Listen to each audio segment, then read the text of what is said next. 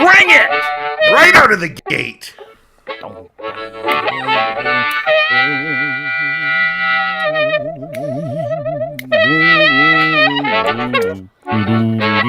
Welcome. Hello, everyone. My name's Dean. Welcome to our show. We've got a big one for you, like a real big one for you.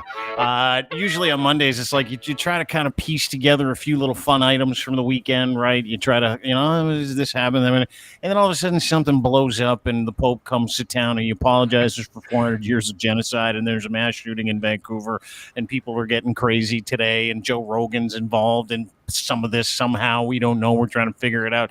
So you got to blow up the whole show. And then all of a sudden, you got that. And then you're like, oh my God, Elon Musk is banging the Google founder's wife. So we got to talk about that today. And we've also got a best-selling author on the program. And it's one of us. And it ain't me. So it's going to be a great show today. Please welcome to the program, everybody. Lochlin Cross from 95.7 Cruise FM in Edmonton. Hold on.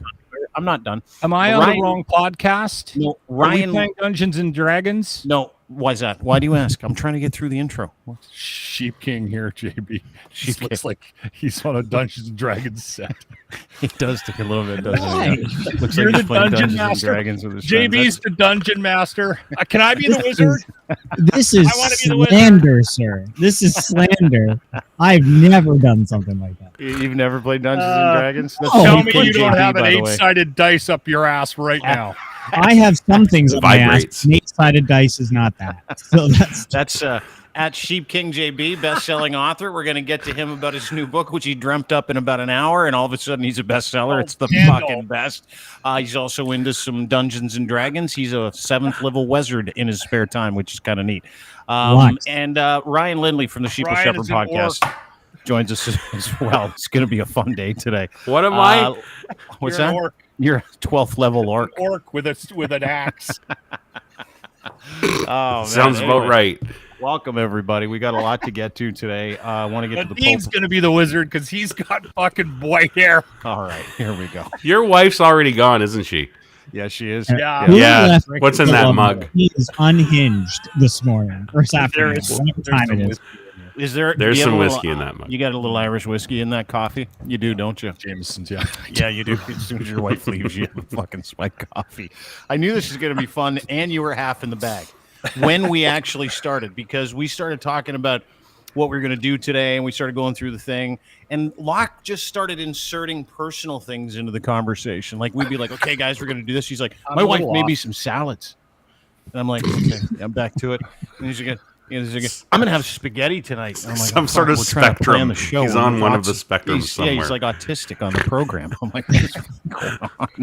But he's so excited because his wife left town. My wife goes away. I don't fare well. I've been living with her for so long. I'm just kind of used to having her around, and I didn't sleep well last night. She wasn't in the bed, and it's not like I feel off. I was saying to JB, I don't feel right. So, yeah. And this is probably a result of me being a little unhinged. Right? But come on. Like, if you're watching right now in the comments section, does it look like Sheep King here is set up to play Dungeons and Dragons or do a fucking podcast? I don't even know what to say. It's a bearskin rug on the fucking waterbed. Like, look at this. Oh my God. Look at this. Honestly, yeah. Look, I'm going to take all my author money. You also need some health points. I hope you roll a 16 so you can get some health points. Yeah. At least I don't put fruit in my salad. Yeah. Yeah, that's weird because as soon as we start talking about the show, because there's some serious shit that's going on. There's a mass shooting in Vancouver this morning. We got a bunch of fucking American dickheads laying American flags on the tomb of the unknown soldier. We got convoy people getting lost. Elon's banging everybody's wife again. And like, there's some serious shit happening.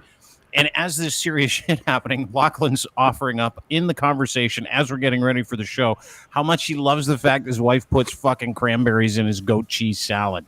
And I'm like, dude, dried ones? Yeah. Nobody. They're like craisins. No. Craisins. Yeah. They're really good. And it was like in a kale salad with a little bit of goat cheese. Mm-hmm. Yeah, some sesame dressing. But Lochlin's excited because his wife's out of town. And he says he's out of sorts. He's not. He's just a creature of habit. He's fucking excited. You know how I know he's excited? Because he's already drunk, and it's 1 o'clock where he is in Edmonton, Alberta. He's got a ton of Irish coffee going on right now. And he's like, and my wife made me all these delicious salads. But can we get to the salad bit for a second, Mr. Drunk? Yeah. I just want to ask you just a quick little thing around the table before we get to the business. What's the deal? Where are we at with fruit in the salad? I'm heartily against it. I'm not going to. No, I'm in. Me too. You can put some strawberries in a nice little salad with a vinaigrette. That's awesome. My wife does a couple of. She's got one with little tiny oranges.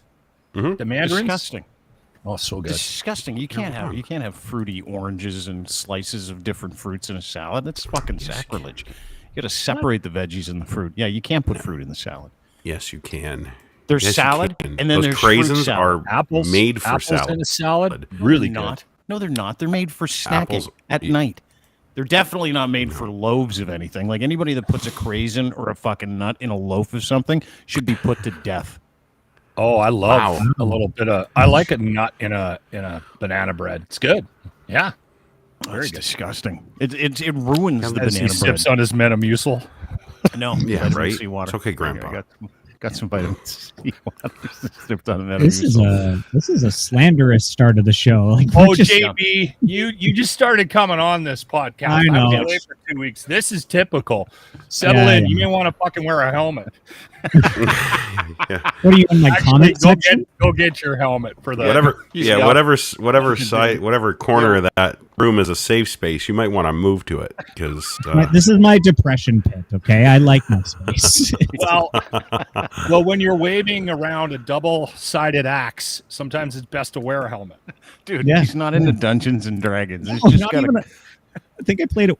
I'm a Twitch streamer, so my room's got to look weird because like I can do shit with the lights and stuff like that. See, Yeah. you can all move and shit. So like look at basically when people give me money, my lights go off. Like when people give me money. So yeah, it's just kind of what I do. It's fun. I thought it was like It's interactive. It's a scene. He's setting a scene. It's his studio, dude. It's his funky little Twitch studio. It's cool. You should fucking get off his back. He doesn't play Dungeons and Dragons. I He's got a just fire- got a streaming Totally studio. Yeah, What's that? exactly. I got a fireplace that's totally real, right? Like that's a real It's not fire. real. It's on the screen too. Doesn't matter. Everything's a joke. Everything's a joke. You'll find out in the program today. Everything is literally Everything's a a joke. Yeah. Everything's a joke. Where do you guys want to cooking on start? that fire? Do you want to start in Vancouver? Do you want to start in Edmonton? Goat. Do you want to start with Elon? Do you want to start with the people getting lost from the protests? Where do we want to start? I feel like we should start in Edmonton because Locke's there. And With the then Pope? we'll get to the shooting in the Vancouver. Yeah, the Pope, Popey McPoperstein in Edmonton. He's been there for a couple of days now, 2 full days. Locke, how's he doing? How's he managing out in Edmonton? Okay, well, first off, is everyone okay? It's not up to us, obviously. It doesn't matter what we think, but on first blush, is the Indigenous community okay with the apology? I heard it was pretty decent. Yeah. Well, I've got it here. I didn't hear it. I've got it here. I want to I play haven't it heard for it you. either. Yeah, this was the apology, and I got to tell you, as apologies go for 400 years of genocide, it's a pretty good one. Like it wasn't bad.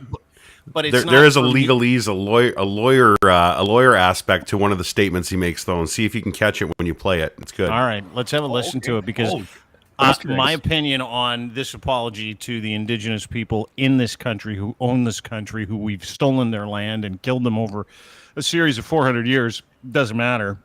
What matters is how Indigenous people whose lives have been affected by 400 years of settler colonialism and the genocide by the Catholic Church and a bunch of other churches and this government over the past several hundred years. That's who really matters here, not us. But let's play the actual apology. As far as, like I said, as apologies go, this wasn't so bad. Have a watch. Still open wounds. Me encuentro entre I'm ustedes here porque el because the primer first step paso de esta of my penitential peregrinación penitencial pilgrimage among you es el de renovar mi of again pedido de asking perdón forgiveness, y telling decirles you de once todo more corazón that I am que estoy deeply profundamente sorry. dolido. Pido perdón por la manera en la que sorry for the ways in which, lamentablemente regrettably, muchos cristianos many adoptaron la Christians mentalidad supported the colonizing colonialista de las of the potencias powers que that oprimieron a los oppressed pueblos the indigenous indígenas. peoples. Estoy dolido. I am sorry. Pido perdón I ask en forgiveness particular in particular por el modo for en the que ways muchos in which miembros de la many members Iglesia y de of las the church comunidades and of religious religiosas communities cooperaron, también cooperated, por medio de not la least through their indiferencia, indifference, en esos in proyectos de projects destrucción of cultural cultural destruction y asimilaron forced forzada de assimilation los gobiernos de promoted la by the época governments of que that time, finalizaron en which el sistema de culminated las in the escuelas system of residenciales. residential schools. I think I got the legalese. The governments of the time. So he's kind of shifting the blame for the governments. Where am I close? You're getting there. And what he said is he didn't say the church. He said Christians who supported the government or the powers that oppressed the indigenous people. He didn't say the church did it. He said the powers that did it. Meanwhile, it was the church that did it. The church is the one that did it. So What's interesting about that is the Catholics weren't the only church that had residential schools. No, They're the ones that everyone is putting this on right now. But there were other religions, other faiths that followed suit with the Catholic Church in that practice back in the day. Here's the thing, and I said this morning. I think we don't need to spend a lot of time on this because, I mean, we're four white guys here. We're not the ones that had to go through this. I hope that this has some meaning to the indigenous community here in Canada. And if it does, that's fantastic. And I hope that they can use it to create some sense of healing. And that would be a good thing. I hope that what he said has meaning to them. The thing that bothers me about this is that we live in this world where, for some reason, and it's a very complicated issue, I understand that, there are still people living in our country that don't have clean fucking water. But yet we found $35 million to fly this guy in the white hat over to Canada to make an apology. Seems a little unbalanced to me that we have no problem doing something like that for the ceremony of it. Yet, and again, I understand the importance of what we did here with him, but it bothers me that you don't like the price tag. 35 million, and there's but hang on. Still don't have clean water. Yeah, I know. But they're and you're right. It's been like 100 years coming for clean water. But I don't think there's a price tag you can put on this that we can pay as a society out of taxpayer money. And I know he probably is staying in a really nice hotel, maybe the Travel Lodge, possibly a Motel 6. Maybe he's got the entire upstairs at the Lamplighter Inn all booked off for the post visit. I don't know. I don't even know where the guy stays when he comes to Edmonton. But I will say this, is that whatever the cost is to bring him in after 400 years of genocide, 400 fucking years, whatever the cost is, doesn't fucking matter. That's my point. I got this crazy idea. Let the fucking church pay for it. Yeah, I know, but Canada was also responsible, and the church is on the hook for stuff. And one of the things that he said in that apology, and I'd love everybody's opinion on the apology too, but one of the things he said in that apology was like, begging pardon here, I'm going to read it to you. I thought it was fucking fascinating. Begging pardon is not the end of the matter. So the apology itself, and that apology lasted much longer. Those were the Coles notes. But the apology itself, 400 years in the making, hundreds of thousands of people killed, hundreds of thousands of people murdered, children raped, genocide, all that stuff for 400 years. Like, these schools were in existence until 1970. And some of them, operated past some that. Some closed down in 92, Dean. Quietly. I know. Yeah. Some closed, like I said, and quietly. So in the big scheme of things, we're looking at something that is 400 years in the making. We're looking at not just those 400 years, but hundreds of thousands of people, families, children murdered, people who, and this, a buddy of ours put one up today, Chris Malash, who we tweet back and forth with. He's a supporter of the show. We're a supporter of him. He's of Indigenous descent. Thinking of this little cutie today as the Pope offers an apology for why she's without grandparents and a father.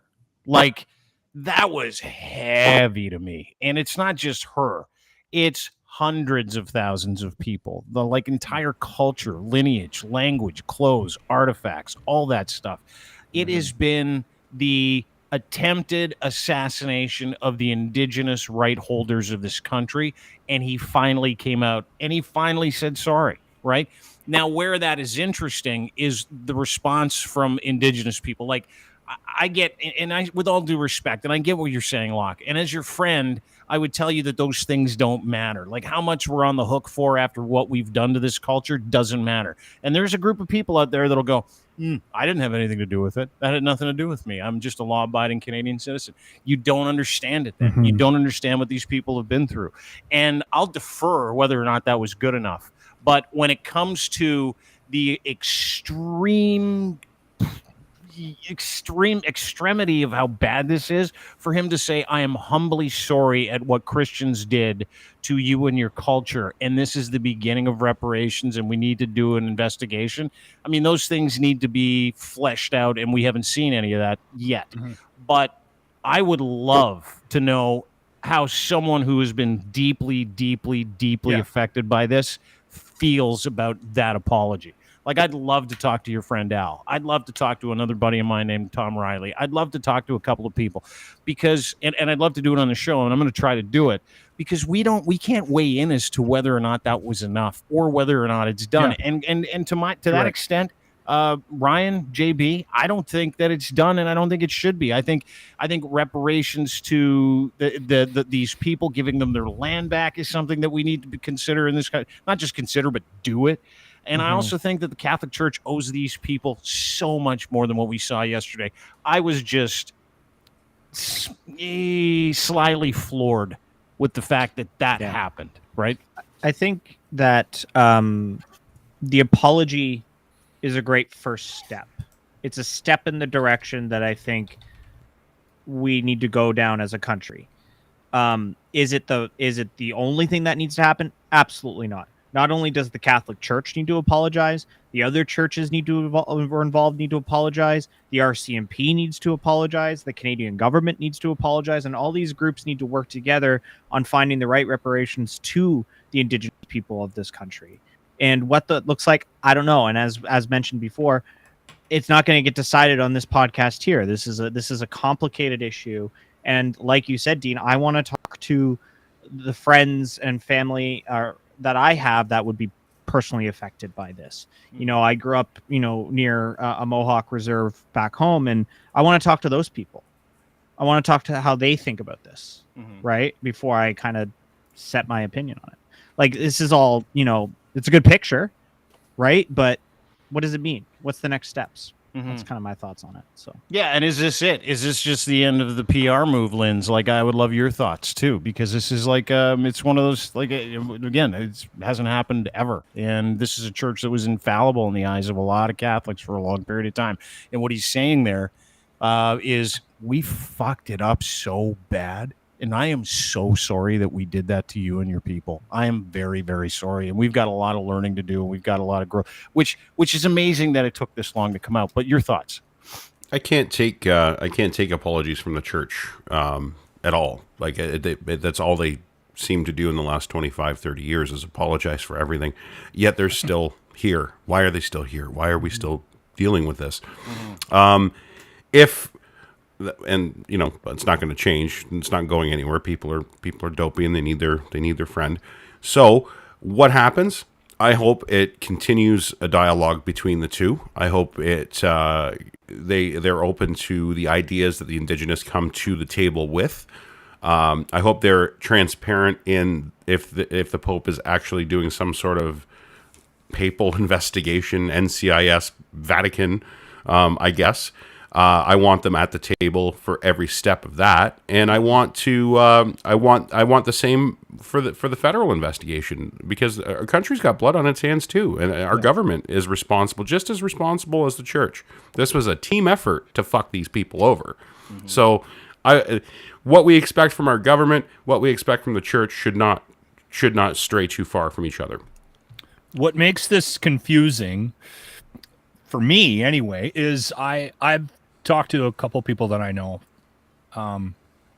from the Indigenous community, and one of them said something very interesting to me. He goes, "Locke, you may not know this, but I was in the residential school system," and I was like, "No way!" Because I've known him a long time, and he's like, "Yeah, I just don't talk about it." And then I asked him about the cash because I was like, "Did you get a payout? Like, there's some money out there, right? I mean, they're giving chunks of cash to people." And he goes, "No, it's not about the money for me." He refused to take the money.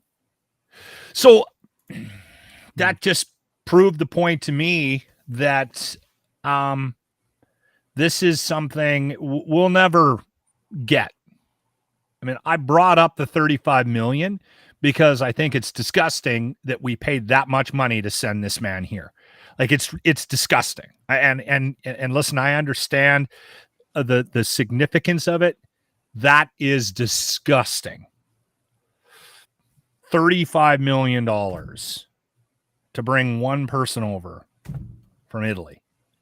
I mean, I'm sorry, you're never going to convince me that somehow we have to chew on that. It's wrong on so many levels. And it's wrong when a politician tours and it costs that kind of money. It's wrong. It is fucking wrong. I'm sorry. I can't wrap my head around it. But if an apology has some meaning to some and the cash has some meaning to others, then we just have to sort of accept that. And then they all need to find a way to figure it out moving forward. I was shocked when he told me that he didn't take any of the money.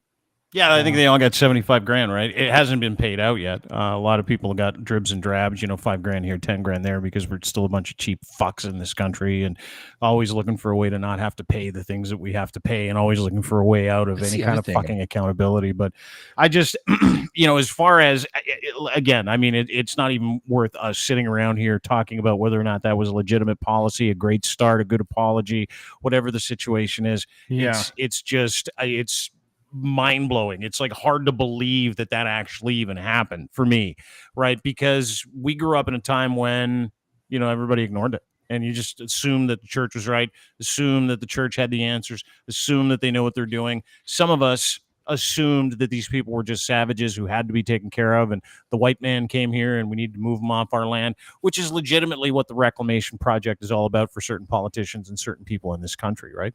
That's like when you hear words like reclaim, that's where that comes from. That's the tie-in for me. I don't know about you guys, but it is for me. When I hear words and dog whistles like reclaim, we want, we don't like the way this is going, it's always attached to something about having to give something up. If you remember this guy, Cowboy Bob, remember it was a TikTok video about having to give his land back to Indigenous people if indeed there is a land back policy in Canada. He's like, it's a dude that he ran like a horse farm. We had him on like just one of the videos, one of his TikTok videos about a month and a half ago. Literally insane. Said he'd shoot anybody that came onto his property. Yeah. Like, those are the kinds of people. But is confused why they want to take guns away from him. That's a real head scratcher there, isn't it? Isn't it? Yeah. But that's the fight that we're going to see kind of percolate over the next little bit, depending on how serious this government is and giving people their land back, paying people out, and that poison leaks we know into they're the not general. That serious, but hold Dean, it, because the they've been poison fighting them leaks into legally the for general years. conversation because people like you were saying, "I can't believe we had to spend to bring this guy over." I would spend as much as it took for the people who used to fucking own this country to get some fucking closure. It doesn't matter to me, and it's not your money, dude. You say it is, but it really isn't, and you wouldn't fucking complain, to be honest with you, if they use that $35 million to build a fucking bridge across, the Sherwood Valley. You wouldn't. Nobody would. Everybody would go, no big deal. But because this is wrapped up in something tangible, and because it has something to do with the Catholic Church, and because the government is paying for its mistakes over 400 years, somehow people have a problem with it, and I don't fucking get that. I really don't. So I can totally disagree with you having a problem with, and you're entitled to have a problem with that kind of money being spent on giving Indigenous people in this country, and not just Indigenous people whose lives were ruined by the genocide of the Indigenous people in this country. But there are a lot of Indigenous Catholics out there that were like, hey, this is really important for me and both sides of my family. And listen, say what I say a lot of terrible things about Catholicism and religion. Fucking awful. Because I find it all to be a fucking joke. And like you, having to spend any money to bring some dude in a funny hat here on its merit just is fucking ridiculous to me. But this is different, is it not? Anyone? No, it's It's not about the apology to me. I don't. You got a point. Sorta. You got a point. I'm sorry. When you just talk about it's the mix up of the priorities is for me is you understand what I'm saying? Like, it's not even that. I'm sorry. I was triggered by the 35 million that it cost to bring a man. If I got to a point of any power in my life and people were throwing money around to protect me or whatever, I would not want that. It doesn't make any sense. It's the way I'm wired. Everybody is on the same playing field, right? Yeah. I don't have a very strong sense of authority. The authority structures for me were crumbled very early on for me. I saw things. My parents were young. They divorced early. I had a lot of issues with authority figures. So I've got that mentality that I will treat the janitor as well as I will treat the general manager in a company. Yeah. Because they're all the same person to me. So I have problems when people reach a point of in their minds or other people's minds that they think that they deserve more than everybody else on the planet. And I think that's part of the problem with the structure of the world that we've created, is that there are people out there that think that they think that it needs to happen for them because of what they've achieved. Mm-hmm. I don't believe that. Do I believe that apology needed to happen? Absolutely. And like I said before I started my preamble, I mean, I want to make sure that the people know that the apology, in my opinion of it, doesn't fucking matter. It's whether or not the people that were impacted think it was important. And I hope they did. I'm surprised that another thing I learned is there's a lot of Catholic Indigenous people. Tons. It's huge. Dude, does that not confuse you? Well, not really, because it was either that or Stockholm syndrome, baby. Murdered. Yeah, Stockholm syndrome. You can become Catholic, or what we're gonna do is we're gonna murder your entire fucking family, or take all your kids away and send them to a school so that we can bury them in the fucking backyard after we give them tuberculosis. That was the point of it. It was assimilation. They wanted assimilation, and that was actually the word in the documents that they drafted. That we need them to assimilate with us. They need to forget their culture and move to ours. Assimilate with us. Yeah. I'm just under the approach that at this point, with everybody who's involved, from the Canadian government to the Catholic Church to the RCMP, it needs to be investigated at this point by an external group, something outside of this country, because this is like saying, hey, we need to investigate this thing that happened in our country. Let's have the government do it when the government is the suspect here, right? Like, the government's going to look at itself and go, well, it was the church's fault. And the church is going to go, well, the government's fault. And the government's going to go, well, maybe it's the RCMP's fault. Like, we're all pointing fingers. You know that meme of Spider-Man pointing at itself? That's basically what's happening here. Where if an external group, somebody like a European country or something, was to investigate this, I think we would finally see exactly what's going on, and proper blame can get pointed at the right people. Because we're just not going to find it internally. It's just not going to happen. Yeah, it's the way all they could do is offer recommendation, though. At that point, they get it's not like it would be anything enforceable, and are we wasting time? How much is that going to cost? Back to Lochlin's point about spending money. Why can't we be trusted to do it ourselves? This is a government. We're talking about investigating a government from years and years and centuries and decades ago. We can do that, and it should be a unilateral, nonpartisan committee, and get them on it. And just stop making fucking excuses and do it. Like, why are we still bandying this around and having even the Pope saying we need to investigate? No shit, Sherlock. Dude, you got all the records. You've stolen all the records. He's got all the records of every single residential pay me school $35 at the million. Vatican. And he's like, pay me $35 million and fly me to Italy and just let me walk around a bit. Let me start Yeah, we digging through needed some an- files. Like, We need an investigation into us, and I have all the records, and we're not going to give them to anybody. But fuck, there better be an investigation into Yep. how this happened. Yeah, It's From all an it's- organization that has trillions of dollars. Yeah. And is very open about accusations against them in the past, of course. Absolutely. yeah, never hit They do a good anything. job of that. No, Never hit anything. No. Very when open. they went to meet the first time, the Pope apologized, they were bringing stuff out, artifacts from the Indigenous community in Canada, showing them off. Like, look what we kept. But Yeah, and apparently he brought them back. He brought a bunch of shit with Did him he? on that plane. Yeah, and apparently there was a gift exchange between the two, a ceremonial. Oh, hey, good. here's some of your shit back, but here, give me some more stuff. And they ended up giving him some things. I guess it was to mark the occasion, which that makes sense, But I'm just glad they're getting their things back. Well, they're That's getting why some all stuff of it. back. One of the Some. things that one of the ladies said, and I can't remember her name, and God forbid I get it wrong, but she was talking about all the artifacts, and she's like, they have thousands of pieces of our stuff, like thousands, and they won't give it back. And so I think it's hilarious that the Pope brought over gifts for the Indigenous people in this country that originally they stole. belonged to them, that Gifts. are still theirs, that they fucking stole, and they're like, hey, here you go. Here's your See, shit back. that's why it cost $35 million. He actually flew Air Canada. It was the check bag fee for all those artifacts to get them over to And Canada. and they're actually stuck right now in somewhere in the states. At They're in Montreal some somewhere. layover. Fuck's Baggage sakes, carousel on of course they are. Pearson. There's like a whole bunch of artifacts. worth Yeah, I'll run billions. up to Just- Pearson now and grab a bag. Be like, I'm probably in here. Like, so that's It's probably fucking wild, dude. It's like the whole circus is crazy. And Locke, I don't blame you for having an issue with portions of this. I really don't. It's just fucking. It's not it Like the it's thing happening. I keep trying to say is I don't have a problem with the apology. I don't. It needed to Yeah. happen. Yeah, I want totally agree. people to hear that, right? Mhm. I don't this did not impact my life. It directly. I wasn't raised, I wasn't taken away by a Catholic church. The RCMB didn't show up. My family wasn't impacted. I didn't know much about this until the news started to come out, to be honest.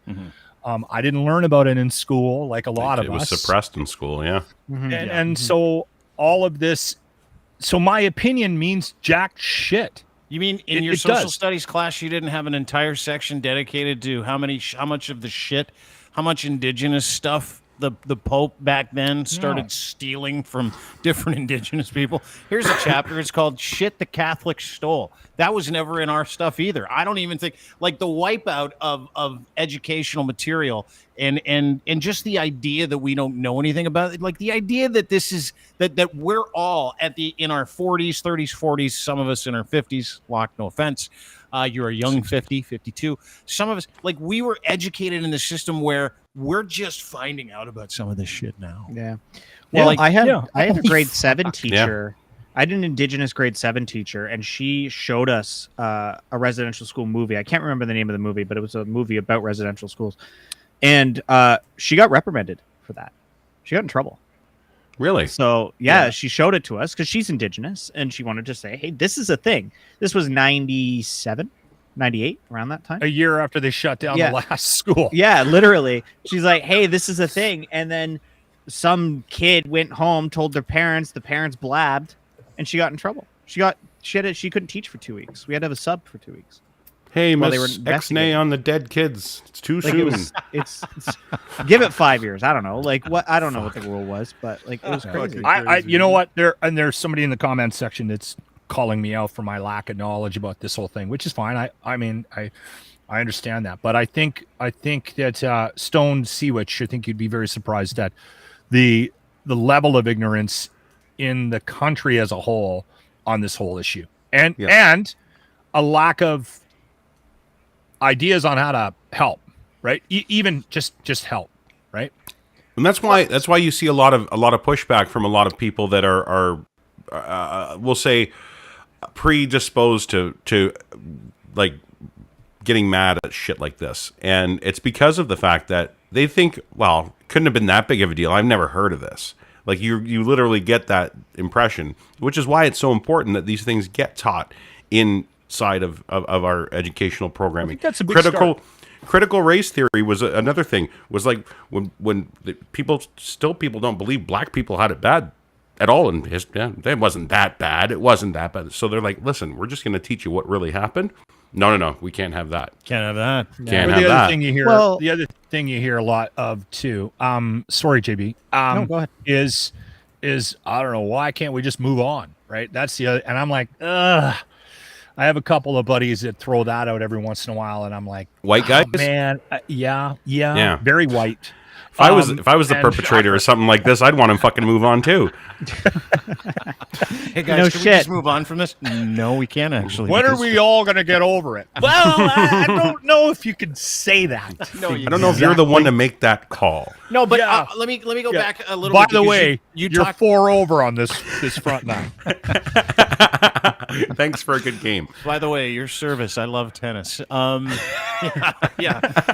But your ignorance isn't willing ignorance, right? Our ignorance was never willing ignorance. We were just told what we were told. We were just taught what we were taught. And if you don't go out on a ledge, and if you don't talk to people, and if you don't get into the gutter, and if you don't say, "Tell me what happened," and if you don't listen properly, or if you don't make it your issue, right, as a white person, if you don't go, "Hey, fuck, maybe I should sacrifice some of my white privilege and the time that I spend in that privilege into learning about what really happened," and you do that. You do that a lot. But you and I, like everybody else, every other honky in this country that didn't learn about the proper things that happened to these beautiful people and their entire culture, has that same blind spot or blocker where you're like, 35 million? Really? And then you go down that road, but it's you almost have to just cut all of that stuff out. Your impressions, your opinions, because we That's a were good point. literally taught to feel and think this way. And we can't. And anybody who says they shouldn't go back or shouldn't be forced to is such a fucking pussy. Like and it's all the same people. It's the convoy people that want to reclaim whatever fucking power and white privilege that they had. It's all the same douchebags, like all of them. It's the Brogans, if you will. It's the Joe people that Brogans. don't. Yeah, it's the people that don't think that they have to be part of the solution, or they don't have to sacrifice their privilege to be part of that solution. Yeah. These people sacrifice with their fucking lives, their culture, their artifacts, their languages, which were a lot of them were wiped out. Like, can you fucking imagine that? Trying to search for your language. I don't know if you guys saw this in Nova Scotia this last week. They named Mi'kmaq the official language of Nova Scotia above English and French. And I was like, That's cool. that's the kind of stuff, right? Like, that's the kind of stuff we need to start seeing. But there's going to be that drag, those stupid fucking losers that operate on the fringes that go, fuck that. If that means that I'm going to lose a section of my farm to some Indians, for fucking get it, bro. I was here too. I worked hard too. It doesn't matter, dude. The sins of the father. That's what we're talking about here, JB, if I'm not mistaken. No, you're right. And one of the things that I think would be a great step in the right direction, and one of our allies have done this, is in New Zealand, they actually have a branch of government that is separate from the House of Commons there. That is the Indigenous Parliament. And anything that gets passed in law has to pass the House of Commons, has to pass the Indigenous Parliament, and has to pass the Senate, then go to their Governor General for royal assent. So anything that happens in that country has to clear the Maori people's way of life and the way they do things, right? They have figured out a way to take their Indigenous population that was on that island before the British showed up and said, hey, here's a way that you can do it. And there's still a long way to go for, land back and stuff like that. But they found a way to incorporate Indigenous people into modern society. And I think that's a great way to do it. It's like, hey, the British side wants to do this thing in law, and the more people are like, that kind of goes against our traditions. Sorry, we're not going to sign off on that. Boom, it doesn't happen, right? Wouldn't we be all better off if we could just shake this whole British thing too? Yeah. It's true. You know what? It's being like monarchists kill me. When Like, are I we just gonna don't get understand. past this whole fucking monarchy thing, eh? Yeah, Liz? How much more are we going to spend on the ladies' funny hats and when that she stupid dies- crumbling building? When she dies know, inevitably in the good next couple of years, we have to change all our money at a cost of billions of dollars, which is crazy. To You're put not that- allowed to have a dead person on the No, on the money? second she dies, all the money has to change, like Oh, Yeah. fuck instantly. that. Like Yeah. it's a whole Gotta thing. put a new king. I hope we just end up putting like Canadian heroes, like real. I hope we end up putting literally just Indigenous people on our money, Right. Just to piss off every What are we single gonna do? white Put guy. Prince Charles, that dick, on our whoever, Yeah, you're gonna get- whoever is the king. Whoever's Yeah, the no, king and it'll be takes over. if it's Charles. They already said that it's going to increase the bill by 35% in size to fit his ears, right? So Massive like it's ear gonna holes. you're gonna have to get bigger wallets. The toonie is going to be the size of like one of the big pogs. Like you just you could throw it and cause serious brain damage. It's gonna look to like a somebody. poker chip. Yeah. But at the same time, I don't know if I don't know if I don't know where I stand yet because I haven't really looked into the protections that the Crown offers Indigenous in this country because they when it comes to governments, they don't answer to the federal government. They don't answer to Justin Trudeau's. They answer to the Governor General. Like the Indigenous lands here are governed by the Queen. They don't answer to us. It goes through the Governor General.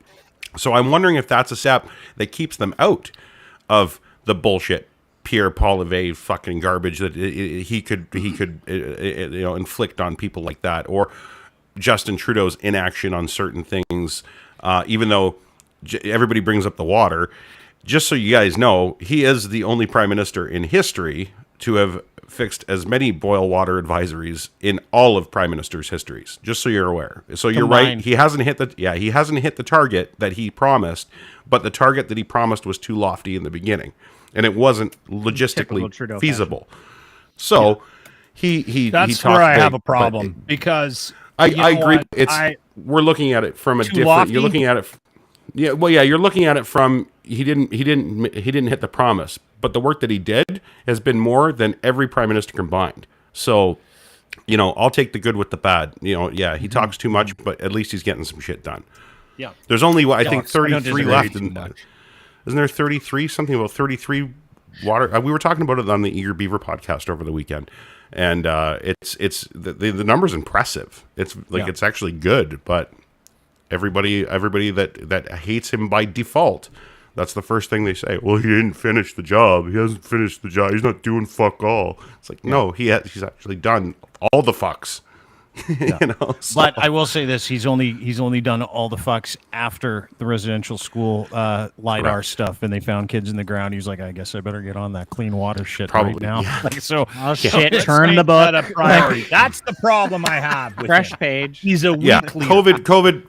COVID was another thing that they like to lean on for an Yeah. excuse, like just like we're leaning on it for everything else, like airports and every other minor inconvenience in life. But I think that we should be fixing water before we should be worrying about our baggage, right? So Yeah, don't disagree. I mean, this is kind of an interesting look. It's from the Toronto Star. AFP put it out.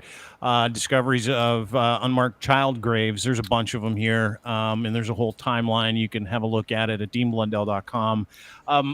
But like hundreds of thousands of people were murdered, and they're getting some truth today. I don't know if they're getting reconciliation today, but the truth portion of this was important for a lot of different people. And that truth was having the church say, we did all that, like not hide from it anymore, not pretend it didn't happen. That was the first time it happened. So I'm hopeful.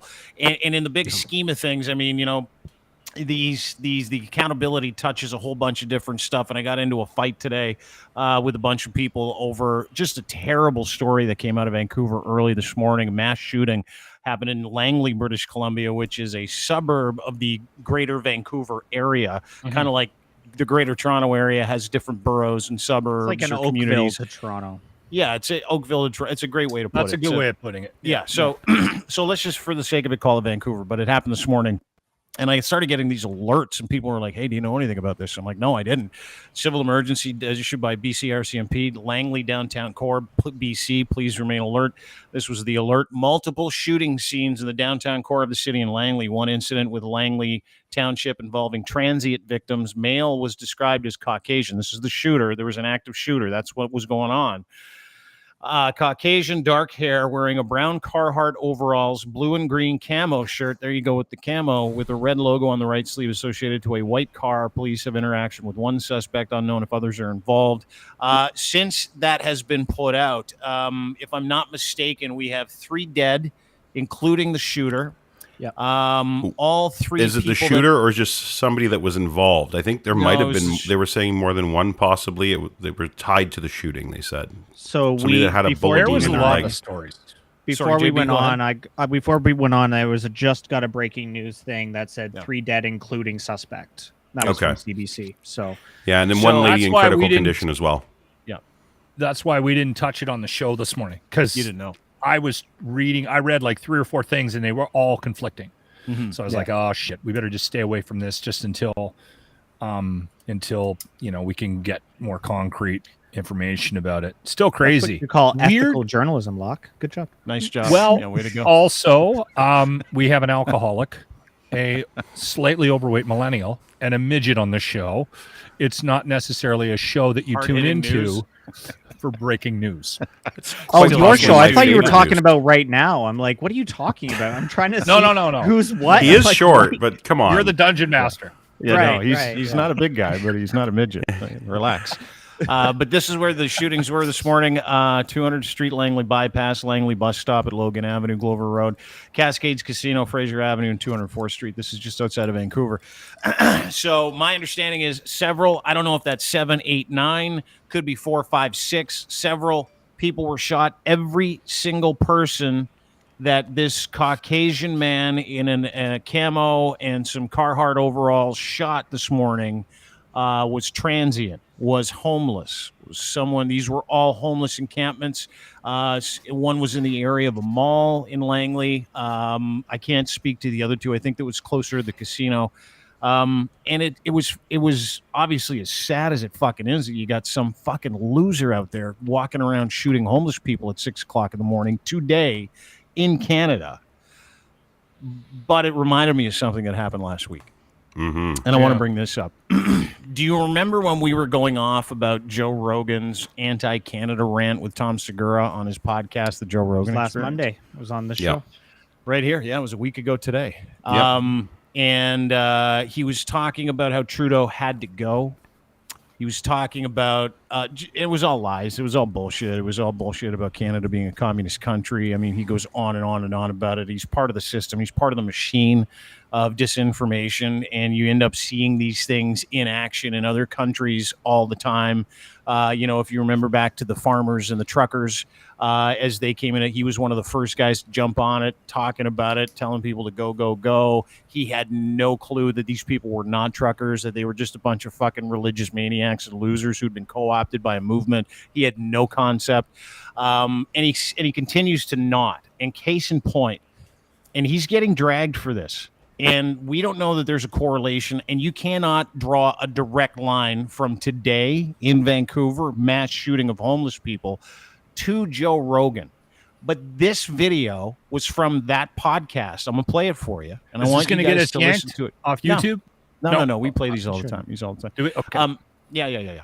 This is Joe Rogan talking about shooting homeless people in California because it's easier than moving them because you're not allowed to touch them. Have a watch. And then we're on the underpass, and there's porta potties. Not one either, like 4, like a deck of porta potties. And then someone has a car parked there on the sidewalk, like partly on the sidewalk. So they're like half blocking a lane. And then they have like a canopy draped over their car, and they have just stacks of shit. And then next to it was a dresser. They had a dresser. Jesus. So they had their shoes in a shoe rack. There was a shoe rack. Like, this is where they live. That's really wild. I didn't know also that, when you see stuff like that on the streets, at least in Los Angeles or maybe in California, that's protected property, like by law. You know that? Like if you were so you're not supposed to do that.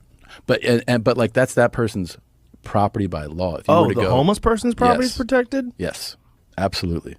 Huh. If you were to go and try to move that or take that, you'd get arrested. Yeah. Hilarious. Mm-hmm. But they wouldn't arrest you if you shot somebody. Maybe you should just go and shoot the homeless people. I like your ideas. Yeah. And if nobody claims it, I mean, nobody does anything about violent crime in LA anymore. It's a fucking joke. Yeah. They're just letting people out. This was a week ago. This morning in Vancouver, a young white man wearing ammo gear, Carhartt overalls, couple of weapons, went on a shooting spree shooting homeless people in Vancouver. Pop, pop, pop, pop. 7 of them. Listen, I'm not defending Rogan. I think he was trying to make an extreme. He was trying to present an extreme example about another issue he has about the laws in California. In California, yeah. It's just the way he did it was wildly unfortunate. I'm not defending the comment. I'm saying I hadn't heard the clip, and so I thought he said he may have just said it off the cuff. You know, why don't we just shoot them to get rid of them? I thought that's what he may have done, but it sounds like he was trying to use that as an extreme example to prove another point about something else he doesn't agree with California. And again, that doesn't defend the comment, but that's what I heard. Did anybody else hear that? Yeah, I did too. A little bit. Yeah. You got to be careful, right? But when you have power, sorry, Ryan, but if you have the power of the listenership that he has, you know, the four of us can sit here and kind of see through the weeds and see what he was kind of trying to say. But to a deranged individual, they might not see it that way, right? They may be like, oh, this dude that I love is going to tell me that it's okay to go shoot homeless people, right? I'm not saying that's what happened in BC by any means, but, you know, it just takes one idiot to read that the wrong way to cause an issue, right? Yeah, his target demographic can't decipher nuance in the directions of a Kraft dinner box. So expecting them to pick apart what he says when it comes to trying to compare two situations is that's a lofty goal right there. That's lofty if we're going to use that word today. It's tough though. I mean, when you take a look at any kind of content, right? Whether it's a podcast or a radio show or a TV program or YouTube channel or whatever the hell it is, or even music. I mean, look at the you know, they went after Metallica, Ozzy, Judas Priest for content and lyrics that were potentially linked to deadly shootings or horrible events in time, right? I mean, is it Ozzy's fault that somebody committed a heinous crime because they listened to Black Sabbath nonstop for a week in their headphones and then they went and did something? You know, you get into those waters. Yeah. Again, that doesn't necessarily take Joe off the hook. The one thing that I think Joe Rogan has to do is exactly what JB just said. I think at some point somebody needs to sit him down and go, shut up. You're a cultural icon, right? Like you are getting this many downloads. Do you know what that means? Okay. Like, I don't think if he had at any point in time says he doesn't think people take him seriously, I'd like him to think again, because there are a lot of people out there, like 45, 46 million people that download his podcast who are not vaccinated, won't get vaccinated, that follow that guy's fucking medical advice, that did into ivermectin, all the other bullshit. And this is just an extension of it. Now, going back to what you said, I agree with you. I agree. Like, I put out a post today which went fucking bananas the second this whole thing happened, because I thought, fuck, people need to see this, right? People need to see what it was. A week ago, Joe Rogan talked about why it would probably be to California's benefit, whether or not he was using it sarcastically. By the way, that's not something you sarcastically joke about, picking off marginalized people on the street with a gun.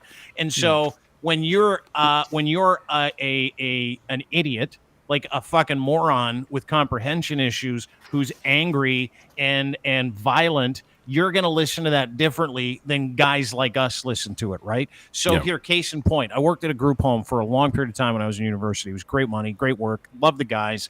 And a lot of these guys had developmental, emotional, handicapped issues, or handy-capable people. And they're all adults. We had this one dude named Slade. Slade was my favorite. What a name. Slade would listen to the radio and think they were talking to him. He would literally think they were talking to him. So he's a locker room listener here in Edmonton. I'm pretty sure I've gotten a fax from him recently. Slade's a big guy. Fax. It's really, really cute. It was cute up until he listened to the radio, and the guy who was doing the remote from the Calgary Stampede goes, "Come on down to the Stampede. We're having a great time." The group home was in Cochrane. This guy took off. It's an hour drive. This guy left his front door and went running out the front door. He's like, I'm coming to the stampede because the guy on the radio told me to Hang come down. on, Jerry. Let me get my boots. That's what we're talking about here. We're not talking about people that have general comprehension. We're talking about the opportunity that presents itself when the typical Brogan degenerate, fucking MMA douchebag loser with cauliflower ears who hates everybody except Joe Rogan, who hates everything except Joe Rogan, who gets his medical advice from Joe Rogan, he gets his vaccination advice from Joe Rogan, he gets his political advice from Joe Rogan, who sits there and goes, Canada's a commie dictatorship. We need to start picking off these homeless people. Joe Rogan told us on the news. Like, It is easy for me to draw a line from the lack of comprehension, the handy-capable groups of people that keep running around doing these protests who literally fucking think that everything he says is gospel. And he goes on there and excludes his fucking social responsibility of going, hey, guys, this is a joke. You should in no way go and shoot homeless people. Now, having said that,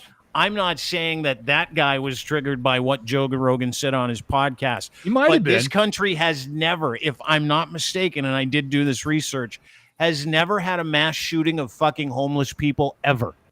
Right. Ever. Well, we did today, and it's a week after the biggest fucking podcaster and a cultural icon goes, you know what we need to do? Start shooting homeless people. I find that to be highly coincidental. Highly coincidental. I would love to go onto that guy's phone and just go to his podcast app and just hit a little refresh and see what podcasts are there, if any. I wouldn't be just curious. That's the curious of me. Yeah. Right? No. Yeah. See, and here's Locke. He's like, hey, I think it was coincidental. And Locke's like, I bet you he listens to Rogan. It'd be real awkward if he refreshed and said Dean Blundell or something like that. But I want to defend fighters. You know what, Dean, you did characterize I think, an extreme listener of the Joe Rogan podcast, and that guy does exist. But I just want to say, though, have you met any of these guys? Have you met? I know. Hold on. Here's one thing I want to say. I have known a couple of guys over the years that train pretty significantly in that fight and jiu-jitsu, and they train and they're for oddly, the guys that train and fight are quite intelligent. Quite often what I find is the guys you're describing are the ones that go to the fights. They've never really trained a day in their life that think they could. Yeah. Right? It's a weird thing. You would assume that the guys that do that are of a certain mentality, and quite often you'd be surprised by a lot of them. Anyway, I just wanted to say that because you did say that the fighters. Anyway, yeah. Well, I think man's of that sport. I was going to add too, like, you guys know I do these debate nights. Do you know how many times I've had people come on and be like, and I say, okay, where did you get the access to that? When they make a claim, I'm like, well, where did you get access to that? And like, well, Joe Rogan said this. Like, the amount of times Joe Rogan's been quoted as a source to me, and I literally take my glasses off every time. I'm like, he was the host of Fear Factor, and you're taking vaccine advice from him. From a guy that used to pay people to eat testicles for money. Yeah. Like, I understand it's a show and it's entertainment and that's that. But like, he's used as a source. And again, just to be a fly on the wall on that guy's phone right now that caused this issue in Langley, right? To be like, where did he get this information? And if it comes out in the coming days that he found out through Joe Rogan that's killing homeless people, I'd go, okay. Like, it would make sense to me. It would be the least surprising news of the day. Yeah. None of us, if we found out the last thing he listened to was that Rogan podcast on repeat where he's like, kill the homeless people. And I wouldn't go like this. Oh, no way. Like, no, I can't believe it. That's impossible for me. Can you imagine, though, if you found out that this happened and that you found out that there was a connection to something you said or did on your show, your podcast, whatever? I don't know. He won't care, dude. You don't think so? Not a chance. I don't know, man. I think everybody deep down has a conscience, and no. And keep Most in mind, people we do. don't know. Like, I mean, we don't know if he's got Rogan on repeat. We don't know if he's a Roganite or a Joe Brogan. We don't know any of those things. All we know is that this young white man, angry man, went and picked off like 7 homeless people today in Vancouver, Vancouver proper, Langley, just outside of Vancouver. For all of you Brogans out there, because I got a lot of these today, where they're like, "You're such a fucking idiot. You don't even know where Langley is." I'm like, Actually, I live I there. was. It's part of the I'm fucking glad you're. boroughs. I'm glad you're bringing that up. I actually pulled that tweet really quick. I'm going to pop it up, and I want you to notice something about it. Talk about coincidence. Look at the guy's username. Slade's World. Oh my god. I just noticed it. Slade. Yeah. It might be him. No fucking Slade, way. go to the Tim Hortons and get me a coffee. I'm on my way. That would literally be every time Slade listens to the radio. We're down. But this here is at a car this is dealership. exactly who you're talking about, by the way. Yeah. This is Where this he's is like, who if it you're is. going to tweet about this, it's Langley, BC, a community 40 kilometers outside Vancouver. Liberalism is a disease in the city of Vancouver, and I'm pretty sure the woke would have cheered him on as he shot people. You know, anything to further liberal gun law and gun control laws. Yeah, that's right. Fucking 7 homeless people got shot. 2 of them are dead. Yeah. The guy, the suspect was killed by police, it seems, by the way. Yeah. So he had a Yeah, but he had a little apparently they run-in put like with the 7 cops. rounds into. Yeah, they put 7 rounds into the windshield of a cop car, apparently. So This he one got guy his. did. Yeah. Yeah. Yeah, dude, I can't wait to see the profile of this guy. Like, that's what I'm waiting for because and I have. Langley is a 50-minute drive with traffic. So Well, the guy didn't Wearing put it on there, Carhartts and did he? camo. Lock, can throw you're a gonna have rock to. to it. You're gonna have to fill in on your lawn darts. You're gonna need a +1 for somebody because they're not coming apparently. So Hey, listen, that's not our lawn darts tournament participant. This is an interesting conversation. That's all I'm saying. Is that like this is a terrible situation. We've never had one of these in this country before. It comes a week after Joe Rogan, cultural icon, podcast god, dude that spouts off with little or no information at all on behalf of his base of people who hate this country, hate homeless people, hate vaccines, hate medicine, hate common sense. I mean, it just touches all the markers, does it not? Does for me. Yep. But we'll Go see. back and play that clip quickly. I noticed something, and I think I can help Oppositional. out Joe. All right. If, Yeah. if good Joe, word. listen here, this is one of the bigger podcasts in Canada, and at some point you're going to hear about us, and you're going to start playing clips on your show. I'm sure of it because of how huge it is. But I want to give you some advice. Play the clip, Dean, quickly, and then everybody keep an eye. Watch his eyes. Take a look at his eyes. And then we're on the underpass, and there's porta potties. Not one either, like 4, like a deck of porta potties. And then someone has a car parked there on the sidewalk, like partly on the sidewalk. So they're like half blocking a lane. And then they have like a canopy draped over their car, and they have just stacks of shit. And then next to it was a dresser. They had a dresser. Jesus. So they had their shoes in a shoe rack. There was a shoe rack. Like, this is where they live. That's They're really wild. I didn't know also that, you know, when you see stuff like that on the streets, at least in Los Angeles or maybe in California, that's protected property, like by law.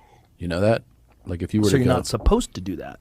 but but like that's that person's property by law. If you were to the go, homeless person's property is Yes. protected? Yes, absolutely. Huh. If you were to go and try to move that or take that, You'd get arrested. Yeah, yeah. Hilarious. Mm-hmm. But they wouldn't arrest you if you shot somebody.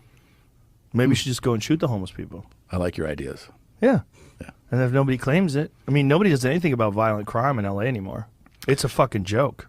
Yeah. They're just letting people out. He's stoned. Oh fuck! So stoned. I'm stoned Well, from watching yeah. that. I got a contact high. You know what? Maybe that would help him out, right? Like, If he not stopped that I smoking can't drugs. take advice, be sober on this podcast, but Like there's Yeah. such a you can reword that sentence so easily. He's like instead of saying maybe we should shoot them, he could say, you know what would be crazy? If you shot them, nobody would even care.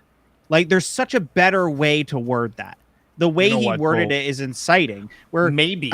it doesn't take an idiot to reword that in a way. It's like, you know, it's crazy that, you know, the violence in LA, you could shoot these people and nobody would bat an eye, right? Like that's why I He's think what he was offering that trying to up as say. an option. Like Yeah. he's like, maybe we should just shoot them. Maybe that's the answer. Maybe that's what we should do. Maybe this is a good idea. He's not sarcastically, shitting on the lack of effort to kettle people that commit violent crimes. I mean, that's one of the other things the Brogans are tweeting at us today. They're like, you don't understand sarcasm. I'm like, you think that's a joke? You think it's funny to joke about murdering people who are super disadvantaged, who have no money, who have to live on the fucking street? You think that's funny? You think Joker was trying to be funny? And to your point, when you parse that language, maybe he's a fucking game changer in the conversation, is it not? I think it is. Maybes and buts can go a long way. Like, it can Yeah. change the intent of a conversation.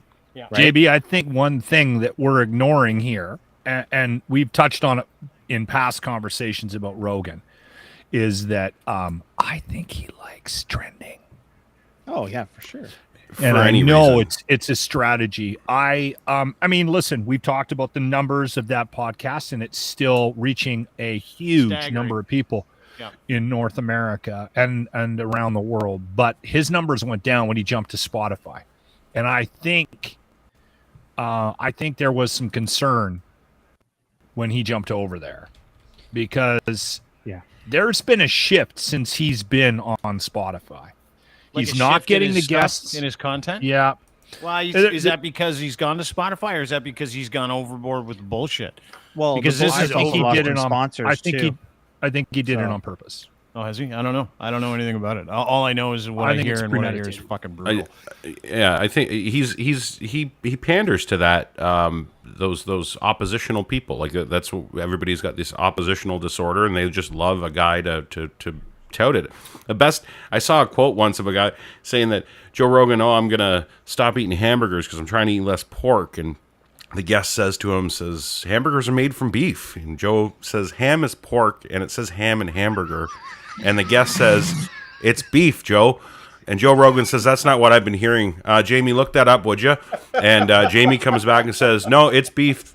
The guest says, yeah, it's beef. And he says, okay, but can we really trust the hamburger makers and the butchers in the grocery stores when the word ham is in the hamburger and ham means pork? This isn't Joe real. Rogan's fan?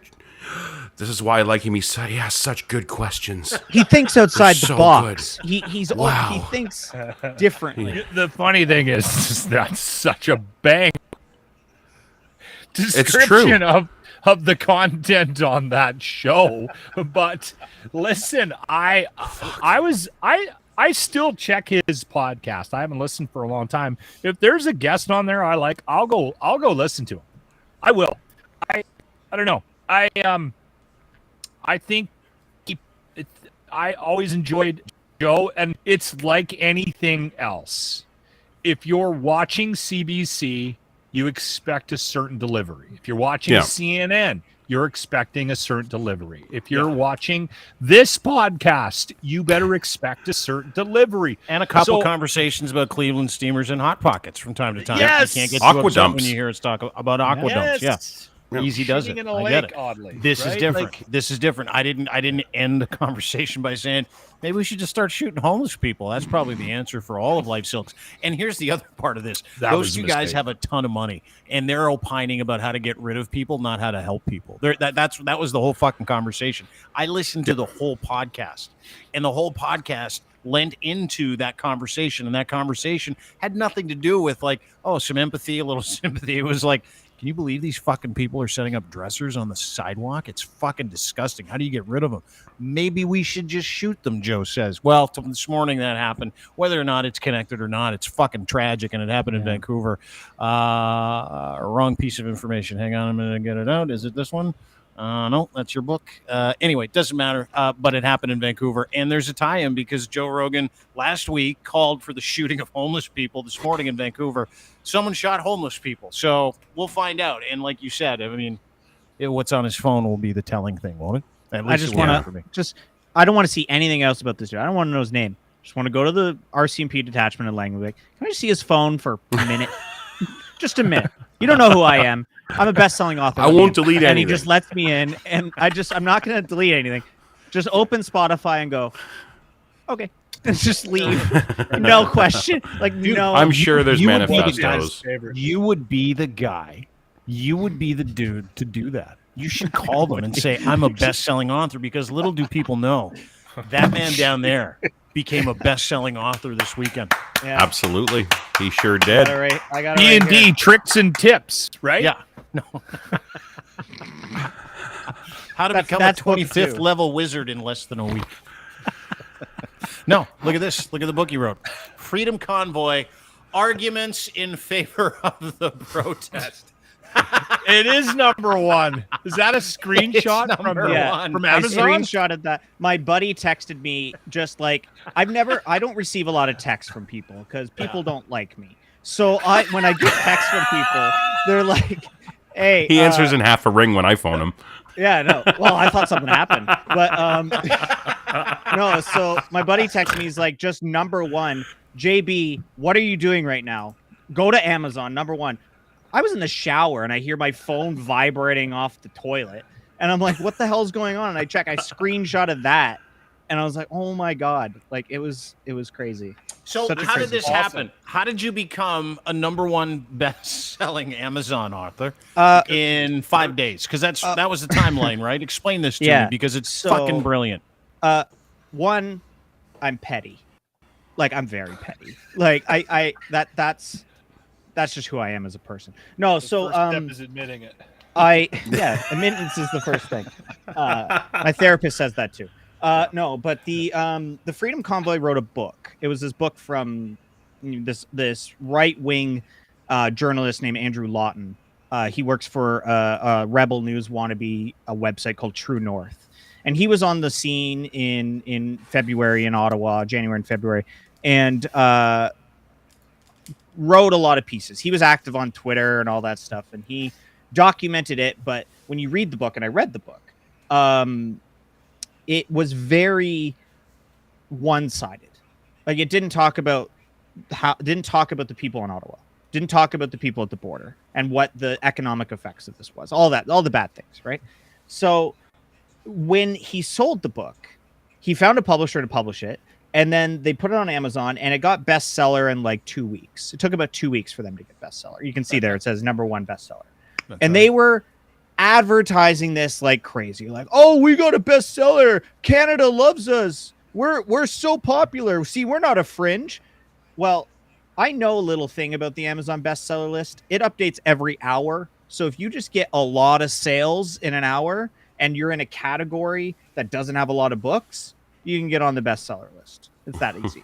So I looked through the Amazon bestseller list and found a category called International Politics, which is the same book this is in. It has less than 200 titles in it.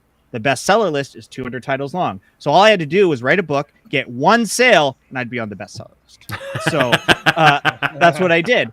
I originally wrote the book, bought it myself to get on the list. I didn't expect to sell any of it. So I put it up on my channel to say, "Hey, I wrote this book." And little did I know it kind of took off, and a lot of people bought it.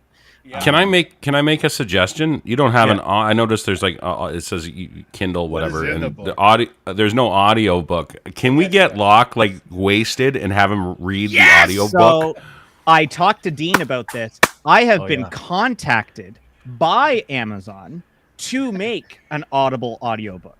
So All what right. I'm doing is I'm actually reaching out to a bunch of different creators on TikTok and Instagram and stuff, because the book is very like one line, like each page is a different point, right? Mm-hmm. I'm basically there's 69 points, by the way, because that's the funny number. I'm gonna get 69 different creators to each read a different line. I think we need some representation from the Dean Blundell show. Boys. Absolutely, absolutely. I'm Send me in. my line. I'm on it. MP3. I'm in it. I'm gonna be in a book. I'm gonna be in JB's number one bestseller. Sorry, But JB, go ahead. So I wrote this book at work in an hour.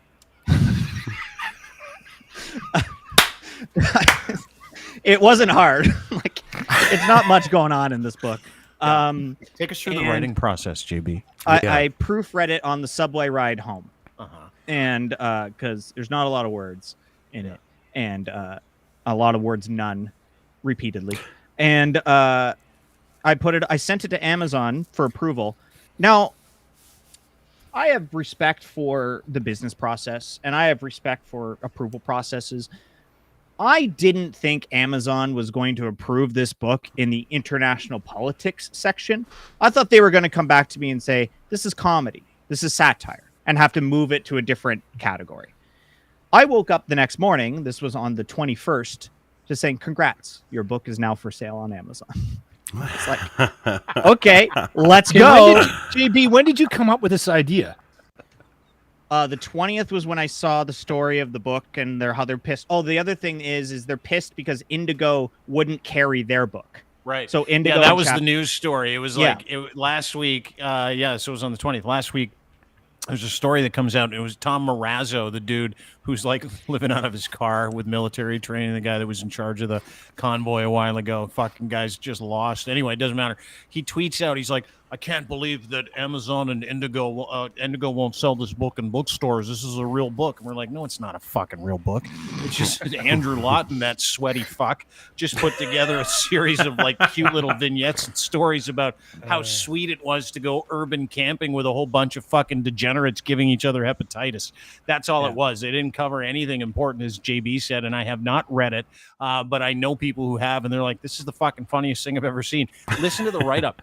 January 22, a small group of Canadian truckers, they weren't truckers, fed up with nearly 2 years of COVID restrictions and new mandates, cross-border essential workers take their frustrations directly to the nation's capital. Freedom Convoy quickly took on a life of its own as hundreds of truckers and thousands of protesters made the journey to Parliament Hill. For the next 3 weeks, a trucker convoy led a protest like no other, complete with bouncy castles, pig roasts, and late-night dance parties. What a fucking You know what the Urban riveting Dictionary read. for pig roast is? Yeah, right. Speaking of the hepatitis, That's actually one of my reasons in my book is none. Anyone who was in the hot tub should probably get an STI test. you're probably right. Can we This get is- to parts of the book? This is an incredible piece of work, by the way. Read the first couple of chapters. Sure. I just okay. finished. Yeah, I just finished. By the way, Viktor Frankl. I just finished a great little Viktor Frankl book, 4,000 Weeks by Oliver Berkman. Just read that again. This is right up there with the best of philosophical books. I'm gonna go buy a copy. I Yeah, will. you should. I will read a little excerpt of this. Excerpt. See, I'm not. We get a fucking reading author. I from the can't even author. talk. This is a big Yeah. Yeah, Freedom Convoy, arguments in favor of protest by now best-selling author Sheep King JB, ladies and gentlemen. Go ahead. So the first paragraph, the little like intro, is just talking about the Freedom Convoy. I'm not going to read this because we all know kind of what happened, right? And it outlines the escalation of how it turned into 300 arrests and charges as high as perjury. Towards the end of this, I say, if you purchase this book and hope that you would find some handy arguments by some freedom-loving Canadian, well, you're in for a real treat, because that's not what this book is. Enjoy 139 pages of one argument that you can use in favor of the Freedom Convoy. And I said, I left a lot of blank spaces for you to draw on with your crayons. If you want to destroy the book, use safety scissors. I don't want you to hurt yourself. Next page. Arguments in favor of the Freedom Convoy, Chapter 1. Yeah. None. Stay out of Ottawa. Chapter 2. None. Go home. Chapter 3. None. Get vaccinated. It keeps going. And then next page. None. Don't be an asshole. None. Literally none. Next page it says, wait, there's one. Actually, there's none. None. Canada doesn't support white supremacy and Nazism. None. You are a disgrace to Canada. This is brilliant. None. You made a choice. None. What did you actually think 5,000 people could do? None. You just wanted to drink in Ottawa for 3 weeks. None. Remember that time you robbed a food bank? None. You kept 2,000 plus people from working. None. Trudeau isn't going to fuck you. Quit asking. I want to read that line in the Audible book. And then it's just a bunch of pages of the word none in repeat. I'll do one of those. Yeah. I'm not sure if I'm going to read that one. That would be a little bit annoying.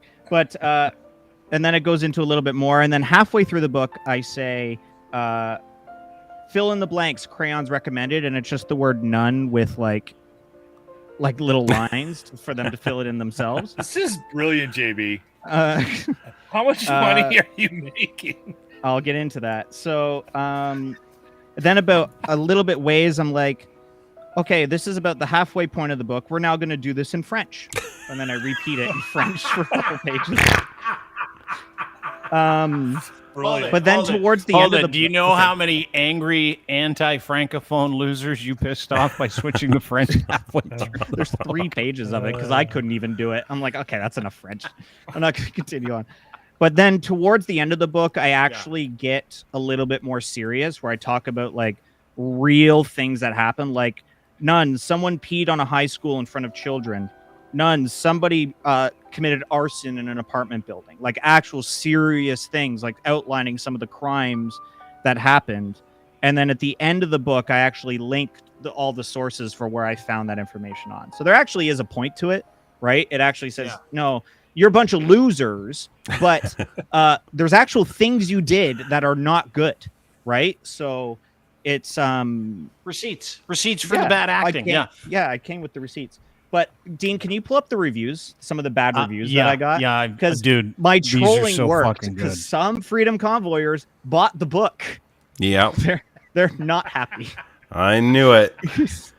Fraudulent book. Here's the first review from Ty, who bought the book thinking he was going to get some sweet convoy stories. He's like, this entire book is just the word none over and over again. He wrote it to troll the convoy supporters. I really have no opinion on the convoy, but some clown trying to profit off people because he has a different viewer of opinion other than someone else is disgusting, and he should be banned from Amazon. Here's the great part. 7 people found that helpful. And then another one. Nonsense, the guy who bought the book. He's like, too much time on his hands. 5 people found that helpful. So between these two, you add 12. That's 14 people who went there to go and buy this book, who got conned by you doing the book, which is fucking incredible because the first book that came out about the convoy is a con job in itself. The whole book is full of shit. Everything in it is just this lighthearted look at a bunch of people camping and having a good time downtown. It's got nothing to do with anything of any importance whatsoever. It's just a one-sided look at a bunch of fucking degenerate alt-white supremacists who showed up to take over Ottawa for 3 weeks. So the fact that those guys are like, I can't believe I have a question. It's the best. Yeah. I have a question. Can you show JB's rating again? Yeah. These ones? Or No, this one? No, the actual cover. Yeah. So he's got 5 stars. Yeah. But the ratings you showed gave you 1s. Yeah. That means there are so many more people who loved the book and gave it 5 out of 5 stars because it's still 5 out of 5 stars. It's got 54 fucking reviews, dude. It's got 78 ratings now when I just checked again. I reviewed it 5 stars. fraudulently. Yeah, that's you. You were Ty. No, no, I actually gave it a good review, even though I hadn't bought it. So no, it's good fun, and to Locke's point, and to Ty's point, I actually purposely made the price to not profit on it. Like I'm charging cost because I didn't do this for the money. Like technically, I'm making 50 cents on it because Amazon wouldn't let me charge $11.49. They only let me charge $11.99 for the paperback. So I'm making cost on this. My royalty is 50 cents every time. I'm not doing it for profit. I'm doing it strictly for the bit because I wanted the lowest barrier of entry to get that to the bestseller list. That's all I wanted to do. Huge mistake. Nice. I could profit. I'd take those 50-cent coffers and throw them at that food bank that you referenced. Yeah. I think I'm going to use it for a cameo appearance from like one celebrity for the audiobook. I think that would be cool. Like to get That'd like be cool a too, really yeah. famous You can go on one of those sites and get somebody. Yeah, there you go. Like somebody Get big, Theo like Fleury to do it. Oh yeah, I'm sure he'll sign right up for that. Hey bud, could you review this book for me? No, I just need you to read one chapter of it. Don't tell him anything about it. Just That's have him when read you're a going to page. have a problem is asking for Theo to read something out Oh, loud. that's true. You're right. I'm sorry. Yeah. Fucking read. No, it was a funny bit, and I'm excited to keep I'm going to do the audiobook, which I think is going to be good fun. And I have a couple of comedians here in the Toronto region that reached out to me that want to work on a part 2 with me. So we're in talks for like a coloring book version of it, which would be I think really funny to do. That'd be a lot of fun. We're not done yet, but it was a funny little bit that I thought of at work. I was giggling to myself at my desk. My boss comes back. He's like, "What are you doing? Like, don't worry about it." Not working. Not working. Shut up, I was pay me. working. Yeah. Yeah, I'm writing a fucking book. Relax. Well, listen, brilliant job. As with any great troll job, if you can actually generate a little bit of revenue from it, it kind of proves the point. And the whole idea of you writing that book was to like combat the idea of behind these freedom fucking losers who got lost in Toronto yesterday. By the way, the video's coming up. These freedom fucking losers who are like, it's a great book. I can't believe it's not on Amazon. It's a #1 bestseller. It's hard to believe that it's not on Amazon. Well, fuck. And then JB's like, anybody could write a fucking bestseller on Amazon. And these guys came after him. He's like, all right, I'm going to do it this weekend. And he did it. Faster. I got it faster than they did. Like, what did Lawton's take? That piece of shit. What did it take? Like 2 weeks? It took about 2 weeks, yeah. The funny thing is as they were getting lost in Toronto, that's when my hit #1 on the bestseller. So they're trying to figure out how to find a parking lot. Yeah, and I'm getting a more popular book than theirs. Yeah, did you guys see this weekend's protests in Toronto? It was fucking hilarious. It was one of the funniest things I've ever seen in my life. I didn't know about it until you wrote the story, and I as soon as I read the story, I was like, "This is it's perfect. Like it's chef's kiss. It's perfect. It's so right. Hard to believe." So you know how there were these like these worldwide global like in Holland is the big one. All the farmers went to the city center in Holland, and they're like Mike Flynn appears on the screen, and he's like, "Take back your country, farmers," because here's the deal, and this is why people protested this weekend in Toronto. Not that they needed a reason to, because effectively it's just like urban camping for losers every weekend. It's a community forum. They're like, "We going camping this weekend?" Or it's like, "Yeah, what else are we doing? We're fucking homeless and we all have hepatitis." It's like, I don't know. Guess we're gonna go camping again this weekend. That's who this group is. So anyway, Holland's convoy is called the Farmer Protest. That is what went on in Holland this weekend. As you know, the agriculture is huge over there, all owned by multinational companies, from flowers to food, but mostly plants and stuff like that. Holland's a beautiful, beautiful country. So they've had so much rain over the past little while, and this is fucking great, that all the runoff and all the fertilizer from these businesses that they put on their plants has contaminated the drinking water for the entire fucking country. So the government of Holland is like, and they are led by this guy named Mark Rutte. Mark Rutte is a social democrat, like basically a liberal, kind of like Trudeau. So that theocratic machine went after Holland this weekend like they went after Canada back in February and January. So what does that mean? Dean, why are you talking to me about fertilizer? Well, the same losers got behind this protest and they turned it into this massive fuck the government, fuck democracy, let's go Jesus, the whole thing. Like it was like fucking ticker tape parade for losers like it was in our country back in January, right? Yep. So in a show of solidarity, the same losers decided they were going to meet somewhere around Queen's Park this weekend. Am I getting this right, Linz? Have I touched a few important things here? Thanks, I appreciate it. You're the smart guy in the group. Yes. The co-opt is in full gear, and they were in full gear, but Dean will tell you what happened. Nothing good. I'll tell you that. Nothing good happened this weekend. So and what didn't happen this weekend was a lot of the people didn't make it to the actual fucking, like almost all of them. There was nobody that showed up to this thing. And the reason why nobody showed up to this thing is because they all were following this guy who had no idea where he was going. And they ended up about 5 kilometers away from the meetup point, stuck on a one-way street going the wrong way for 6 fucking hours. 6 hours. Now, here's the good part. Karima found him. Of course she did. Here's the video. Listen, I want you to look at the quality of the babes in these cars, by the way. Oh, sweet. So sweaty. And I want you to check out. Oh, they're so gross. And I want you to check out how loud and racist the big girl is who got out of her car with the phone. This is, and keep in mind, these people did not move for 6 hours this weekend. These are the people that were showing solidarity with the people of Holland behind another fake fucking thing, which is really the entire idea of this is just to make Trudeau look bad as many times as they can in a calendar week, right? Like that's all this whole fucking thing is. But anyway, I want you to watch the video. It's brilliant. Doesn't it's work.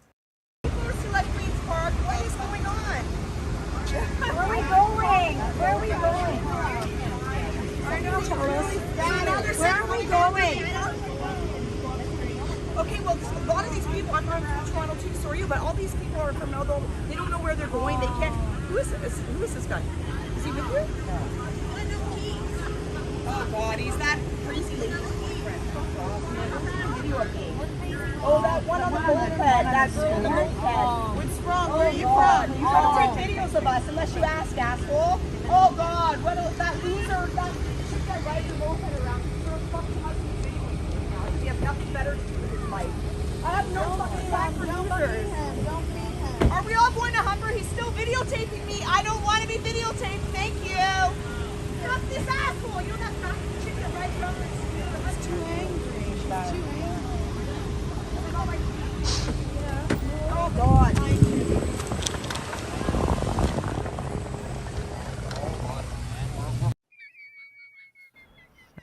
I liked the guy walking on the sidewalk, not a part of it, stops, looks what's going on, and just keeps walking. It's just like, So I like we the guy- had one. Did you see what was in the back seat?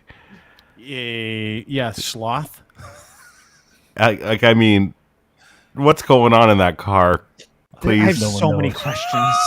I have, like, dude. It was. Where are we going? Where are we Where are we going? going? You I hear want to that? know Where what we go? street that is. Like, I know Toronto very well, and I was Yeah. looking at that video multiple times, going like, Trying to figure it out. I have no idea where this is. Oh, yeah, Queens dude. Park is not that hard to find. It's No. it's Like a, Milton, it's a probably. landmark in downtown Toronto. Like it's you can't miss it. But they couldn't Like, find you it. can't It's miss also They couldn't closed find to it. traffic, so I don't even know why they were even bothering. So Yeah, let me In play that. Let me play Edmonton- the start of that one more time. Music to Yeah. my ears. Where this woman's like, "Where are we going?" I know. What is going on? Where are we going? And then I want you to see. You see you see tons of fun on the phone in the back there. You see her.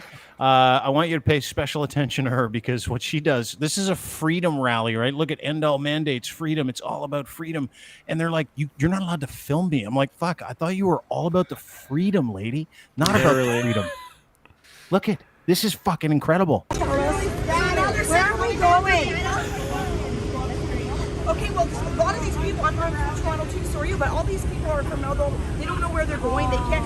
Who is this? Who is this guy? Is he with you? Oh God, he's that. you guys. Oh, that one on the Thank you, moped. Snow Racer. Just wait. Just wait. Dude, it's too good. It's too good. Like that was like everything. And it's every weekend, and these guys have no idea where they're going again. And here's the great part: they're like, "This is about freedom." Fuck you for filming me. Well, Yeah. if you're all about freedom, then you're all about people being. That's able to one film thing I anything find they want. interesting is how many of them are very upset about, being seen on camera for a cause they feel extremely, right? Embarrassed outside of their silo to be a part of. That I'm shocked too. Yeah. So in Edmonton, we had a similar rally, and they do, they have, their the spots that they do the protests in Edmonton as well, like every city in the country, and it's every weekend. We've got a few of them out there every weekend, blowing horns and waving flags and everything like that. But it was also a very busy weekend in Edmonton. A bunch of stuff started. We have our Taste of Edmonton, which is like this food thing. It's really cool. Same weekend as the Pope. Maybe that's why he came to town. Yeah. Pope Fest, everything. Like Pope Fest. there was a football game on Friday night.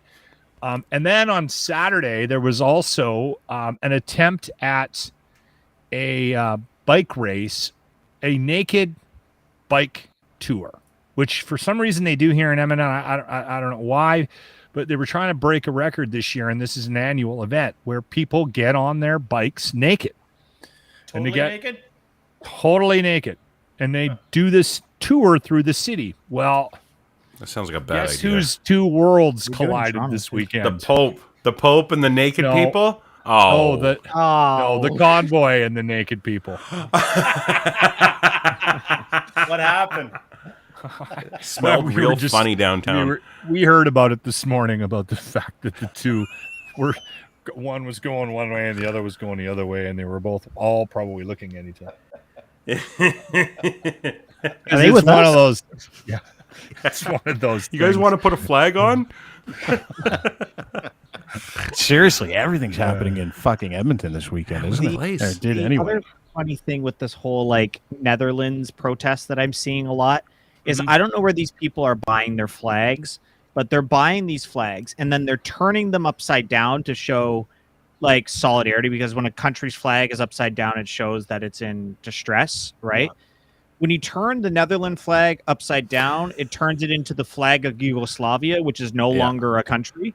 So they're just flying these Yugoslavian flags everywhere, which is just so funny to me, because they wouldn't even know that that country doesn't exist anymore, let alone what the flag looks like. Oh, God, for sure. Speaking of flags, did you guys see this caused a major fucking problem, by the way? The dude that laid the flag on the Tomb of the Unknown, the American flag on the Tomb of the Unknown Soldier. Did you guys see this dude? Fuck this guy. Did you guys see it? Did you guys see the shit? Yeah. Yep. What do you think? I watched it live. You watched the whole video live? I was there. I was in the live. Really? Yeah, I watched McGregor. I saw Ian McGregor's tweets about it. Yeah, it's huge. It's a huge fucking story. That these here's the story. Oh, wrong one. This is the story right here. Glenn McGregor put it out. He's fucking awesome, by the way. If you get a chance to follow him at Glenn_McGregor, he's a reporter for CTV. He's one of the good guys. Expect reaction today from Freedom Convoy live streamer from Ottawa, who last night streamed himself with the U.S. flag draped to the Tomb of the Unknown Soldier. This is in Ottawa. The stream was screen capped by an American supporter. I think I've got the video, if I'm not mistaken. And the video is just kind of more of the same. TikTok thing. Was this on TikTok? Where is this from, JB? Can you tell us? It was on TikTok. The guy's username is the Uber Canuck. I've had some run-ins with him over the last year. He's the typical vaccine bad kind of guy, right? Like pro convoy, pro everybody. And I was explaining this to you, Dean, or off air. He is genuinely somebody that thinks America actually won the War of 1812 and that Britain was too popular in the world's views, so the rest of the world didn't recognize that America conquered Canada. So he truly believes that America is Canadian, or Canada is American sovereign territory. So this is what he genuinely thinks. And I've had conversations with him. We've had our bit back and forth before. I stopped talking. Like, I don't talk to him anymore. Like, I just can't do it. Like, I talk to some crazy people, as Ryan knows and as you know. Yeah. He is beyond crazy. Like, I don't do it anymore. I don't even engage when he's in my lives because I just can't do it. I just can't. This is the live stream as it was shown, or at least screen grabs of it. From disenfranchised D or disinfected D. I can't remember the name of this dude. But here's the video itself.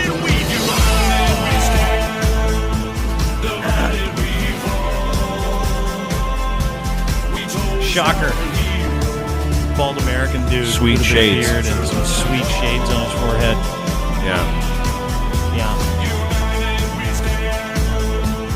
Yeah, there you go. So my favorite is the comments. People kept spamming like flags, like Canadian American flags, but some people were so stupid that they kept putting the Liberian flag, which looks a lot like the American flag, just with one singular star. That's how smart these people are. It's a lot of confused people out there with flags, isn't there? We're in the flag time, aren't we? Like, it's just it's crazy. But those guys deactivated their social media because they got so much heat. And I have it on good authority that there are some people, law enforcement in Canada, looking to get in touch with these gentlemen. So it'll be interesting to see what happens. Enough of the flags, everybody. Fuck, leave the flag away. Show me that video. You want to trigger Lochlin? Fuck with the flag. Fuck with the Canadian I'm flag. so angry that we've lost our flag. Because now when I see a flag on the back of a truck tied to a hockey stick or flying in somebody's front yard, I get the automatic sense that they're part of this convoy or whatever. I don't think about, and it's really bothering me. It's really pissing me off. Flag stuff? That we've lost, that the meaning of our flag has been taken away from us. This is a great country. These freedom fucks in this flag, they've taken over our flag, drives me crazy. It bothers me. I got a guy that lives down the street that... Anyway. You know what bothers him when he's this speechless. Well, yeah, no, I don't disagree because, like... You're mad. My grandfather, who served our country, he's a veteran, he had a Canadian flag outside of his house ever since I grew up. He always flew it. And he was the type of guy that would take the flag down at night and bring it back up in the morning, like very traditional, right? And now, my grandfather's passed away, but like now people would drive by his house and think, oh, who's this guy? What his intent, right? Yeah. What's his intent? And my grandfather would see that little stunt that guy did, and I can hear the words in his mouth that says, I didn't fight for my country to have an American flag put over my tomb. I can hear it in his mouth. Yep. Like, period. If you want to go and do a respect with the Canadian flag at the Tomb of the Unknown Soldier, fine, right? Like, if that's what you want to do that. But don't put the fucking American flag over our memorial. And I see a lot of comments on my TikTok video that I made about this, that let's change the location. Let's say a Canadian or an American, living in the United States went to Arlington, Virginia, to their Tomb of the Unknown Soldier and draped a Canadian flag over their He'd be shot. Like, he'd be done. Like done. Like, They'd not shoot him. only from the police, but also from society. Like, the Americans would rip that right up, right? Like, it's so incredibly disrespectful. The thing that bothers me a lot about this, like this guy specifically, is doing these things, saying these things because he likes the attention he gets from it. There are certain people out there that just enjoy the negative attention. They're not necessarily. I sometimes question whether or not they fully believe. They're serious. Yeah, I think They they're gotta just be, dude. doing it to get a reaction a lot of times, and Well, let me that's the just sense put I this get up. from this dick. Yeah, let me put this up. Yeah, I didn't know where this started, but this is a concerted effort. The co-opting of every flag in every country, not just ours, right? And it comes from, strangely enough, a guy named General Mike Flynn. This is an order that he gives to these people every time he has an op in a different country. Yes, the convoy was one of his ops here in this country. Yes, the flag waving and the co-opting of the flag is a thing. If you don't believe me, General Mike Flynn appeared on a big screen television in Holland this weekend for that convoy of fucking loser farmers, which are really just, conservative business guys trying to fucking use like shitty fertilizer to continue to make money. But again, co-opted by the same people. I want you to listen carefully to the whole bit about the flags. Unfortunately, there's a Canadian flag in here too, which is a real fucking shame. But watch it. Against the globalist elite. To the people of Holland, we stand with you. We encourage people everywhere to unite, stand up, step up, and speak up. Post and share the flag of Holland on all your social media sites. Make sure that the people around the world know that we stand with the Dutch farmers as they fight for their freedom and their abilities to be able to provide food for their families. Today we are all Dutch farmers. Your struggle is our struggle. We applaud your courage and we fight to defend your land. Your ability to farm and your freedoms are under attack, and we're going to stand with you. So God bless you, God bless Holland, and thank you so much.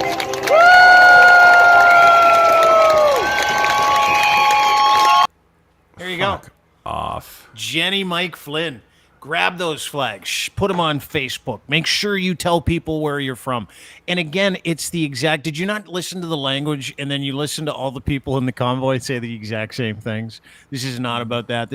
You're standing up for this. They're not standing up for anything. All these people are standing up for is being degenerates, continuing to be theocratic, loser degenerates who fucking embrace the wrong shit, and they all get behind these weirdo movements, and that's where the fucking flag co-opting comes from, is that piece of shit. General Mike Flynn. Found that fucking fascinating this weekend. Super fascinating. I saw a really good tweet from somebody this weekend that said farmers are not converging on Ottawa. Farm equipment is converging on Ottawa, because it's true.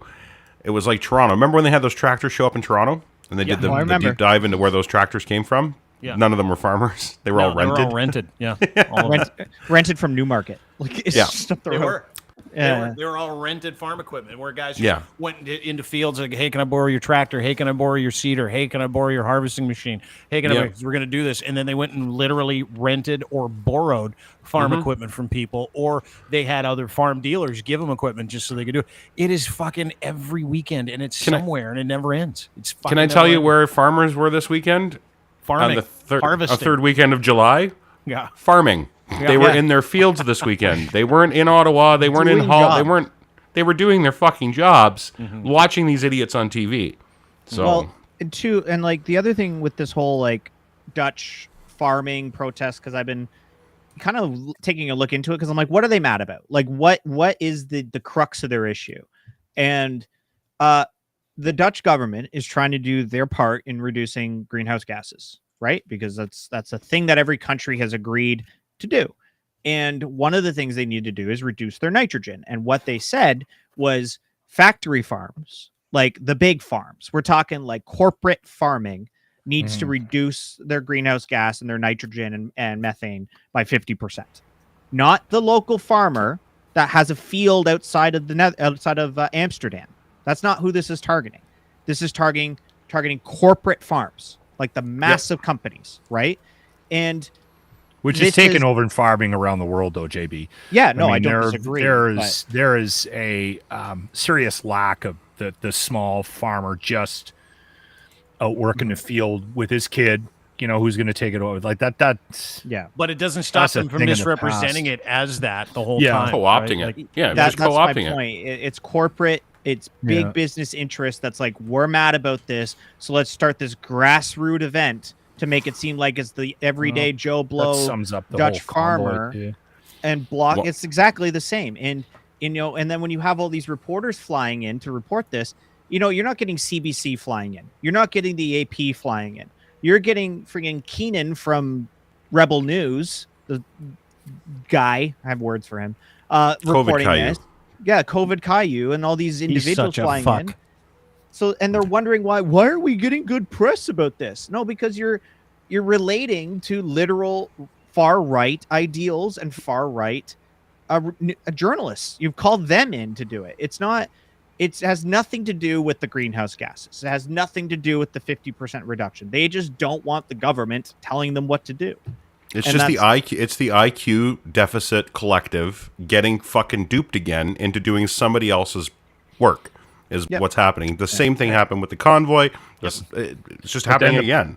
The problem is this actually distracts us from the truth of the matter, which is there needs to be some accountability for big business, not just in farming, not just in oil and gas, but across the board. And we continue to put people in power that give them a free pass while everyone else humps and tries to pay off whatever they see fit to cover the problem.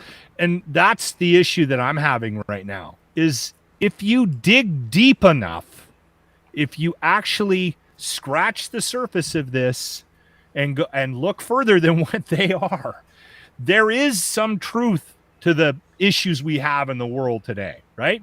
There is something to actually bring to attention to everybody about how our governments control these things, how big business has a throat hold on the economy. Like, all these things need to be discussed.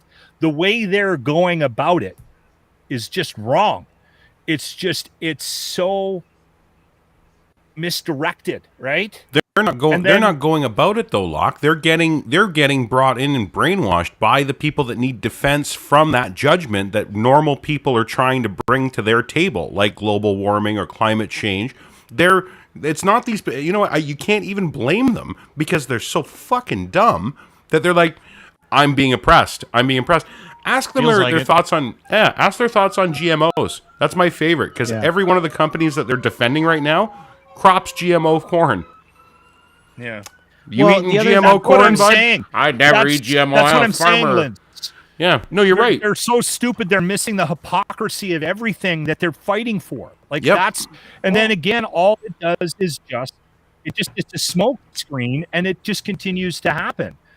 That's why I'm wondering, like guys like Flynn, and I think a lot of this is diversion. Like, hey, let's keep the public mad about something. That's all it is. That's all it is, dude. You nailed it. That's fucking all it is. It's like, let's give these guys something to be pissed about. Let's tell them why they should be angry, and let's go after the dumbest people in the world. Who are the dumbest people in the world?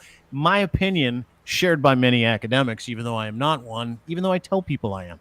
My opinion is this. Put it in your is bio, that please. It's anybody that believes in religion, anybody that fucking lives on Facebook, anybody that doesn't use multiple sources, anybody who's that person. And it's the same person. The same people get kettled into the same stuff. And it's fucking hilarious to me until it isn't, right? Like our flag. That's how we got to this conversation and why our flags are being co-opted. And these people don't care. Like their sense of national pride is zero. And they hide behind the idea that it is national pride, which it ain't, right? It's all about how do we get other people to do our work for us. I'm an academic host. Somebody got a new tool behind us. Yeah, Lynn's is Lynn's has been having fun. Oh, side note. Yeah. Side note. I found the street that the Freedom Convoyers got stuck on. Can I? Where were they stuck? Yeah. Please share. Pull this up. Yeah, All please. I pulled it up there. You can. Okay. So here's Queens Park here. Yeah. Right. They were right Howie here. Meeker here. They were on this street right here. Where's Queens Park? Okay, turn right, left, keep going, turn right. The easiest direction. It's one like it's not like they were way the hell in Mississauga. They were so close. So close. So where were they? Sorry, hit it again. Right where they? It just right needed to there. chip the puck past Koreatown. Yeah, just right here. If you Right could here, highlight that with the marker. They were right here. Right there. You can see JV's. Oh yeah, there it is. And we got There's the street. Hey, Street View. They were stuck at Christie Fitz. That's the best.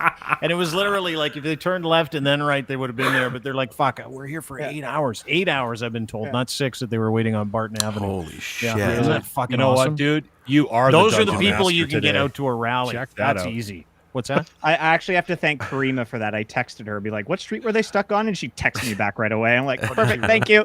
So, Oh, fucking fantastic. Yep.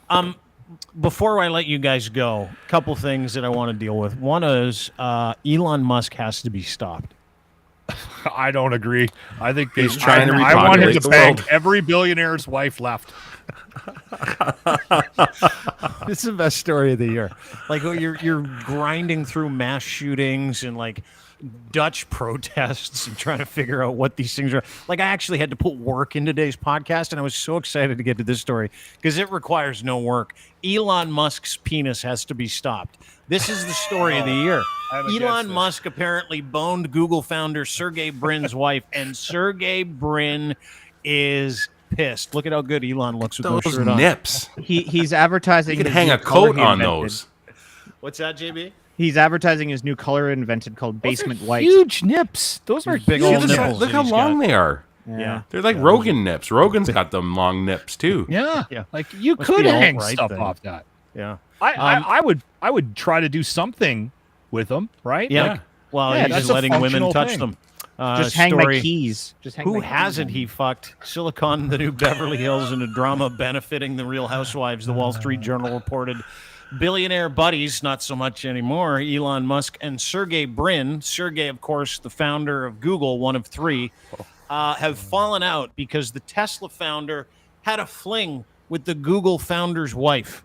it's a mess. I love that. And it's a mess. According to CNET, Elon Musk had a brief affair last fall with the wife of Sergey Brin, leading the Google co-founder to file for divorce, the Wall Street Journal reported.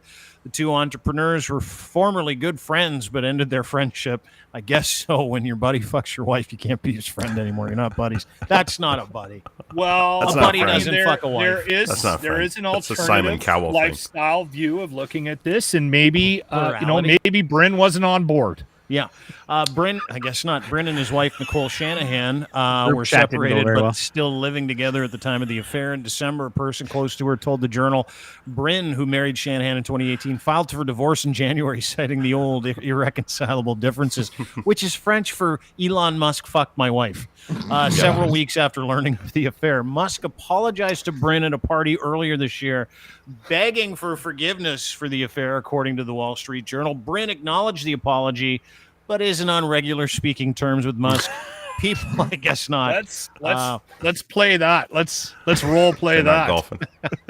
They're not Musk golfing. and Bryn had been longtime friends. Come over. Musk I want to reportedly apologize. often sleeping at Bryn's I don't Silicon know, Valley home. Elon. He's worth $95 billion. He also reportedly made a $500,000 investment in Tesla in 2008 in the financial crisis when the car maker was struggling. News of the affair comes at a turbulent time for the Tesla, SpaceX, and CEO founder, who's the wealthiest person on the planet. Earlier this month, Twitter sued Musk because he didn't complete his $44 billion promised purchase of Twitter. Around the same time, it was revealed that he had one of his top executives secretly had twins in November, and he also battled allegations that SpaceX paid a flight attendant $250,000 and tried to offer her a horse to settle an allegation that he tried to get her to rub his winky. And his sister's his mom. Listen, I'm gonna give you Ed the horse. It's been a fucking tough year for Elon Musk. So do you guys think that Bryn's Tesla that he has, that Elon pops messages up on and be like, I'm sorry, smiley, like frowny face, as Bryn's driving around? Bro, call me. That's interesting you brought that up. Slapping because sex sound effects. They don't go in off that every time he puts on polyamorous his world. clicker. In that polyamorous world, from what I've been told, communication is key. I am in that world. That is who I am, and you have to communicate. Like 2 out of 3 didn't want to communicate. Yeah, in polyamory, the biggest thing is communication. Period. Yeah. Like if you can't communicate it out, there's no boundaries set. There's no rules set. Like that's just the way it works. Okay, right? so as a JB, polyamorous person, you need to as a send Elon polyamorous Musk a person, note. someone. Sorry, go ahead. What were we saying, Locke?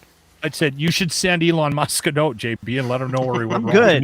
Communicate, Elon.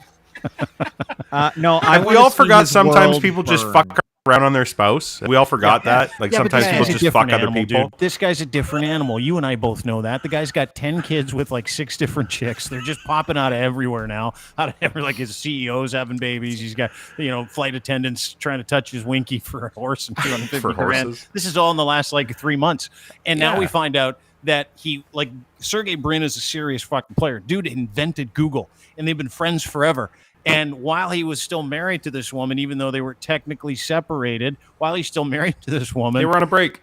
what does he have that everyone else doesn't other than $244 billion and a giant white pasty body? That's what I want to know. Nipples. Like, how is this, and big nipples, how is this guy been able to slay as many women as he has? It's Mark Slapinski with money.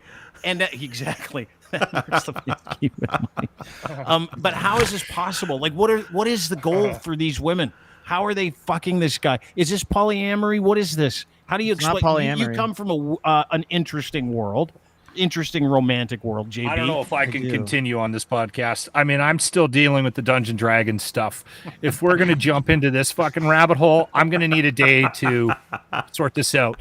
Like, honestly, I don't have it in me. I don't have it in me to continue today. I'm sorry. JB, this is dangerous territory for us. And I'm going to need some time. You're going to need some time away from me. I'm going to need some time to process this. And tomorrow, I think we should jump back right in where we are right now. But we got to fucking end this. We have to. No way. I'm still thinking of Dungeons and Dragons jokes for JB here. I don't even know where that's coming from because I have not indicated. You got a fire behind you. I do. Okay. It's toasty. Yeah. Okay, so what is this? Is he just a fucker? Okay. Yeah, he does is fuck. Just a fucker. Is this polyamory? Like, what world does he live in? How do you classify this? Or is this just like, to me, there's two things. There's a lot of women out there that wouldn't mind having a lot of stuff paid for over a long period of time, and this is the richest guy in the world. But there's a lot of women out there who are really smart, who want to have really smart kids, and they think they're biohacking. Is that it? Or is this guy just a fucker? Is this all he does is fuck? And anyone, and it doesn't matter who it is it his incel past? But what is this? This isn't polyamory, obviously, because some of his friends are getting angry because he's uncorking their wives. Well, it's home wreckership, and I think it has to do with the fact that he has money, and he has the ability to pull these women in because of it's the power dynamic, right? You hear about it all the time, right? Somebody who's high up with a power dynamic is able to manipulate people into being with them, and I think that's a big factor of it. I think, and this is the joke part of it. Elon and I went to the same university. Technically, Elon went to Queen's for a semester. That's a little fun Canadian fact. And he left Queen's because the women weren't pretty enough, quote. So as somebody who went to that university, it's not surprising that he's like this. That's a very common trait with those people. Well, I think JB, one more thing. Can I add to this? Sure. I think when you're dealing with narcissists, right, and you're dealing with somebody who's clearly way above average intelligence, when they figure something out, they figure it out well, right? Like they adapt to situations, they figure out how to manipulate things. And again, I understand the power dynamic, and that is definitely part of this here, right? That's definitely part of this equation here. But I think it's also somebody who, narcissistic, thinks with his dick, obviously. I mean, how many fucking times do we have to hear stories? And he figures he knows their weaknesses and he goes after it, right? Yep. And he's preying on those situations. Nailed it. That's what's happening here. And again, he's using the power dynamic, but he is also giving these women exactly what they want so that he gets what he needs out of these relationships. Whatever the relationship is.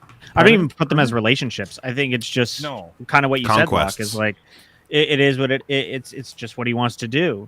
You know, when I think of a relationship as somebody who has multiple relationships, you know, I love the people I love. I love the people around me, right? These are people that I care for and want in my life. And it's not just a sex thing. It's love, right? And he doesn't love these people. It's not that. It's Do you think he's wearing rubbers? I'm going back to I'm going to need a break. I'm going to need a break. Obviously he's wearing not. condoms? He's Think he's definitely wearing not. He's got too many kids running around now. No, he doesn't do that. No, he's not a rubber guy. He's got raw dog written all over him. Look at him. His condom is, I will give you a bunch of money to shut up. That's his condom. That's his Z-Pack. And dude, there's like I read a report today too. It's like he's not the only one not using rubbers. Apparently the pandemic, if I'm not mistaken, Lynn's has got more on this. We go over to our Binbrook correspondent, Ryan Lindley. It's by the way, the swinging capital of Ontario. Thank you. Yeah, it is Binbrook. But we're not wearing rubbers at all, are we? Like that's a concerning thing. Like coming out of the pandemic, everybody's like, I've been raw dogging it because I'm gonna die anyway. So whatever, man. Yeah, it's gross. Like Really? we're being gross, and we're bringing back like big time syphilis and gonorrhea outbreaks across the country, and monkeypox. Yeah, well, that's the thing, right? So, an organization called LetStopAIDS.org. They're a nonprofit that does work to, raise awareness and on not just AIDS, but like all STIs. Did a survey and of 1,000 people between 18 and 24, and they found that 32% of the people that responded have never used condoms. Not just like, oh, I use them when I use them. They just don't use them ever. And they did the same study in 2020, and they only got a 16% respondent base that said that they didn't use them at all. 28% of the people that reported back with an STD didn't get them treated, so they literally just walked around with a dripping unit just waited for it to pass, I guess. Everybody's walking around with sick wieners. Over half of those ones that had an STI, 54% of them were gonorrhea, which is gross. So we're running around. We're not Nothing putting to clap about. Yeah. So we're heading into new superbug STI territory if this keeps up. And is that what they're saying? They're saying this is going to create like a mixing bowl of STDs for the it's rest not of the going to world. help. It's not going to help. And the biggest common reason was that the clinics during COVID were closed. Every excuse in the book. We couldn't get condoms. You can buy condoms everywhere, and I understand free condoms are free condoms. So yeah, that was a problem. So this group is actually looking at ways to, even for people that are still in some sort of a situation where they don't have access to a clinic to go in, they're just going to start, like, I think they're going to drop them from the fucking sky. Because we're in the middle of, again, a hidden, whispered about pandemic, which is sexually transmitted infection. And it's huge. Like in Alberta right now, Alberta is rampant with, it has been forever, though. We have the highest numbers of syphilis, and there's another one, too. Gonorrhea? Is it gonorrhea? No, there's two. There's everything. but I think syphilis is higher in Canada per capita or in Alberta than any other province in the country. And there's another one too where we're top of the pile as well. Yeah, human papillomavirus. HPV. That's another one. People weren't. Nobody was getting vaccine because it's problem a vaccine. with HPV is you can carry that around as a dude for years and not even know it. So you're infected. I got my HPV vaccine for that exact reason. Right, because I was like, wait, I can carry this, and I had no idea because they don't teach you that in school. Yeah, but you're out fucking. You're out fucking a lot. Like you fuck more than we do for sure. Because I was polyamory, so you want to be. I need more time. I need more. Communication's I'm going to really blow your mind here, Locke. So I get tested every 2 weeks. I can't test. I can't take. You get you get tested every 2 weeks. Every 2 weeks, and how do you do that? That's a commitment to the lifestyle, JB. I go to a place called Safe for Six. It's in Toronto. Shout out Safe for Six. They're a barrier-free clinic. You have to book an appointment online, and before the pandemic, so they don't have a condom. Good. How much fucking are you doing, JB? Let him finish. And then we can get to how much fucking he's doing. Yeah. I've been going there long before the pandemic, and I've always been able to get an appointment same week. Like if I wanted to go on the Friday, I could book it on the Monday. I'm booking 6 to 8 weeks out now for testing, which, I was booking before the pandemic. This is telling me that during the pandemic, and now we're still in it, but after the pandemic, more people are getting tested because there's more symptoms out there. People are starting to realize things are going around. And this is a barrier-free clinic, so it's not your family doctor. They don't tell your family doctor. They don't tell you anything. They just take you in. They don't even take your health card. They just sit you down. They swab you. If you want to get a syphilis test, they take your blood, and then that's that. You find out in a couple days. Maybe I don't think they play more Dungeons and Dragons. He doesn't play Dungeons and Dragons, man. I don't think people realize that sort of service is available, and that's why 28% of them are walking around with a broken unit and not getting tested and getting treatments or medication. Like, you imagine walking around without some sort of antibiotic going on? Like, fall off, dude. Come on, Like, I'm so in tune. I'm so in tune with my own personal suffering that if I get a tinge or a tweak or like an itch somewhere, the first thing I do is I head straight to the doctor. I'm like, no, I got to go figure this out, especially if it lasts for a long period of time. Like if anything, my theory is this, right? If anything on me, in me, bothers me, changes on me, in me, whatever, over a long period of time and then get worse, like a week to 2 weeks, I head strout to the doctor. I want to know exactly what's wrong. Yeah. I settle me down, give me the stuff. I don't know what it is. Like I got a rash on my face today after I got out of the shower. I'm like, that's probably lymphoma. Was what I was like. It's probably cancer, right? And I have body cancer. And it's been like 3-4 days in a row. I'm like, I'm going to call my doctor. It might be just skin cream. Who knows? I'm going to call my doctor and just going to go check it out. If my wiener was fucking problem. You're using pus, skin cream. There's too much going on here today. I gotta leave. Let me finish. I'm sorry. Let me finish. I gotta leave. Let me finish. Let me get to skin cream. Fuck you guys. Holy crap. It's driving me crazy. It's just too much shit. If my wiener was seeping pus for weeks, I would be like this. I'm going to the doctor. I'm going to head straight to the doctor. Not weeks. That wouldn't take weeks. It would take a day. It would take a day. Yeah, that'd be the morning. Like a tinge. It would take like what is that? Fuck, I'm going straight to the doctor. Especially in that region. So what was that number again? 28% of people are walking. So, 1,000 people were polled. 54% reported gonorrhea in the percentage of those that actually admitted to an STI. It doesn't smell great, does it? No. It's one of the bad ones. It smells really bad when you rub it. Haven't had that one. And 28% of those people decided not to get it checked out, tested, or so who knows? Who knows? Yeah. Now you know why it's spreading like wildfire is because people are they're not informed. They don't realize you can just walk into it. There used to be a clinic here in Hamilton where the doctor wore a jean jacket. It was on Lock Street in like the trendy hipster village, and you'd walk in. What's your name? Joe. Yeah, okay, Joe. What's the matter? Oh, yeah, here's some pills. Have a good day. I had a friend used to do a lot of trips into that place, and it's zero record of it. It's fine. Just do it. Public health. Everybody's worried about it, right? Yeah. So that's stigma, what Safe for Six does. Safe for Six they have a couple clinics in Toronto. They're barrier free. No questions asked. If you want to come in and say, hey, I think I got the clap, they go, okay. we'll test you for it. Here's your pills. Thanks. Have a good day. Right? Like it's meant to be barrier free on purpose because of the embarrassment, because of the social embarrassment, and the actual formal public health way to do it is that they have to inform your partners if you have it. Right? Yeah. They don't do that here because there's risk with that. Right? So it's meant to be barrier free on purpose, and to answer everyone's Swear, question, honey, I got it from a Locke, toilet seat. right? And to answer Locke's question, which he raged quit out of this conversation, apparently. Yeah. And people are punking him in the comment section. What a bitch! I can't believe DaCosta, who I fucking love. He's like an all-time listener. He's like, Yeah, really, he's Locke, bro. He just fucking legged it out of the chat. No, I get tested so much because I work in the industry of entertainment. Hang on. But Stone Sea Witch says, and I quote, "Old herp lip can't take the condom talk."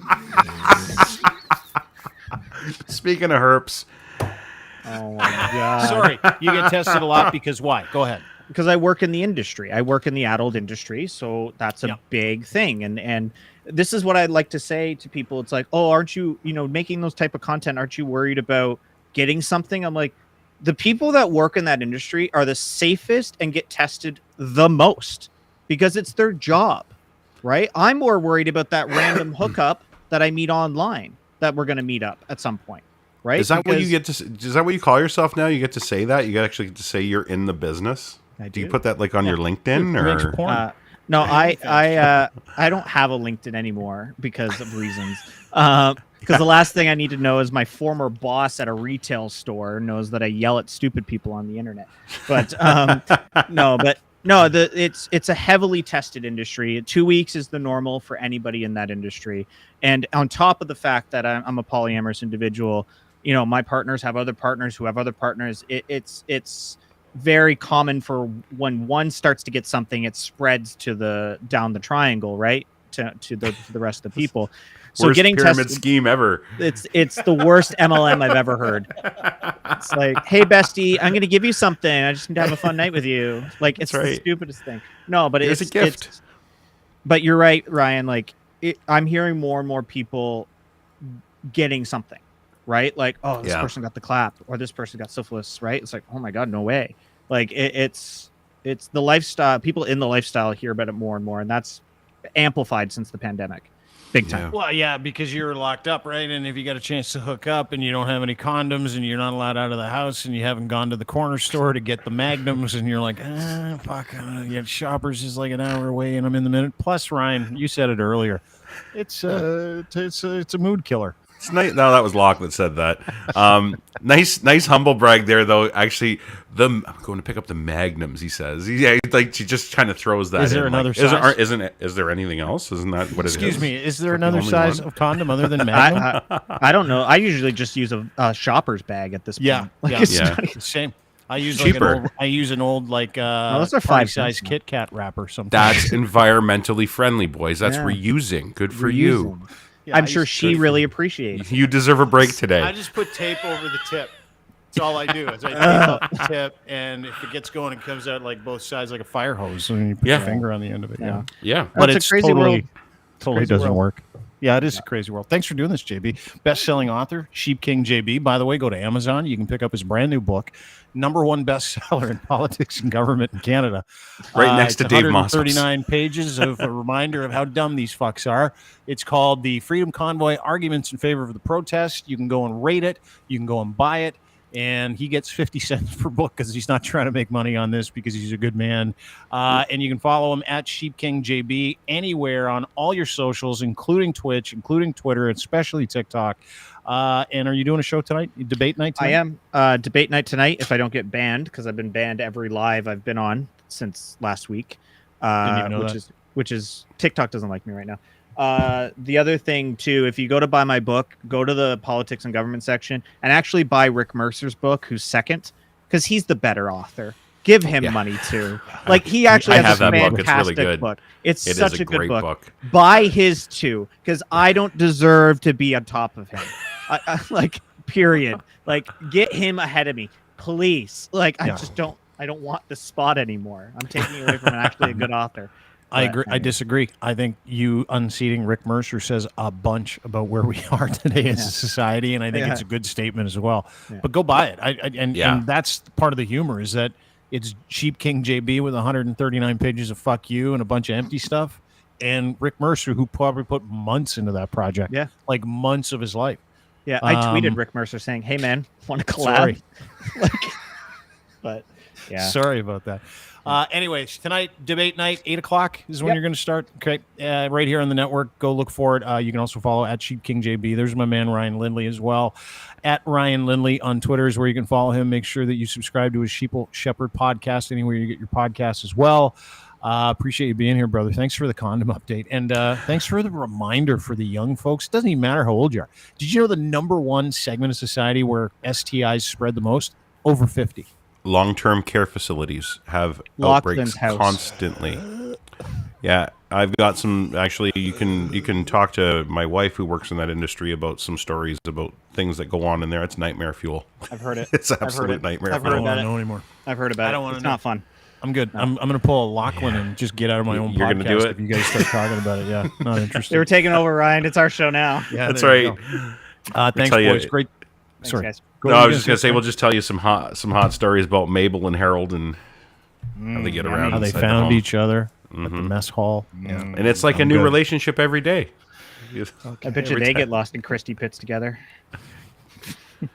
Crusty pits for sure. They have an excuse of Alzheimer's and dementia. These people didn't. Thanks, boys. Good to see you. Ciao. See ya. There you go. JB and Ryan, ladies and gentlemen. You can catch JB's debate night where he puts lunatics on with them for 2 hours at night and just ask some questions. It's very fucking funny. So check that out. Don't forget to subscribe to all our podcasts here at the DeanBlundell.com podcast network. Go check it out at DeanBlundell.com. Special thank you to our friends and partners at Easy Auto Financial for making this possible as well. Go to EasyAutoFinancial.com today. Sorry, EasyAutoFinancial.ca. EasyAutoFinancial.ca. Check them out today. They help you get cars, financing. Have a hard time with financing? These guys know everything. They don't charge you for it. Free financing, and they'll help you get the car you need. Totally turnkey. EasyAutoFinancial.ca. Check them out today. How about my friend Rob at kivlaw.ca? If you're looking for some legal help, if you're in a bit of a pinch, did you do something stupid? Was something dumb done to you? And you've got no way of navigating the legal system, and you don't trust lawyers because all they're about is X. No, this guy's incredible. The only lawyer I trust, his name's Rob Kivlikin, kivlaw.ca. Go there today, get an experienced and trusted defense attorney to look at you in the eye and tell you exactly what you need to do, not what you need to hear, but what you need to do and how you can mitigate any issue legal in your life today. If you want to get your life back, don't want to give up your rights, all that stuff. Rob's the best. His team of defense attorneys will walk you through everything. Absolutely everything. And they'll make sure that you get the best advice so you can get your life back. Depending on if you did something or not, doesn't matter. These guys are awesome. It's like having a parent kind of helicopter in when you're in trouble and go, don't worry, I got you covered. That's my good friend Rob and his group of attorneys at kivlaw.ca. Proud partner of the Dean Blundell Show. We use them all the time. And if you're planning on suing us, Robert at kivlaw.ca. Or if you're in trouble, Robert at kivlaw.ca. Again, go to kivlaw.ca for more information today. And, of course, our friend at Ed's Fine Imports, his Gitch, we wear them. You can, too. Luxury branded boxer briefs, pouch in the front, super comfortable, super breathable. EdsFineImports.com, massive online store, too. Not only does he sell his award-winning luxury boxer briefs with the pouch in the front, full online clothing shop as well. Massive deals right now. He's got seasonal deals. He's got deals on 34 Heritage jeans. He's got some blazers at like 40, 50, 60% off. And it's clothing for men and boys, which is cool, right? Super niche. It's really hard to go to like a general department store and get the things you need for the little guy in your life, especially if you're going for you. But ladies and gentlemen, Ed's Fine Imports, that's all they do. And his Gitch are luxury branded underwear, boxer briefs, pouch in the front. You can't miss. We wear them all the time. So should you. edsfineimports.com. Gitch3 is your promo code. He'll send you a free pair today when you order online. 15% off when you leave him your email address. He never spams you as well. edsfineimports.com. Have a great day. We'll see you tomorrow on this very program when none other than Stuart Reynolds joins us. Who's Stuart Reynolds, you may be asking? Brittle Star. Probably one of my favorite follows online, like legitimately, between him and Mosscrop. It's like back and forth any day. They do different things. Moskrop gets right into the acerbic trolling of idiots with academia. And Brittle Star just smiles and waves as he takes people down. But you can't miss tomorrow, right here, 3 o'clock. Brittle Star will be joining us to talk about how life is post-pandemic. He's just had COVID too, so we're gonna get into that, see how that experience was, and talk about his new vodka called Sex and Gold. Makes me laugh. He makes me laugh. So Brittle Star right here tomorrow. Have a great day, everybody. We'll see you then. Until then, sign up for a newsletter at deanblundell.com. Be good to each other today. Bye-bye.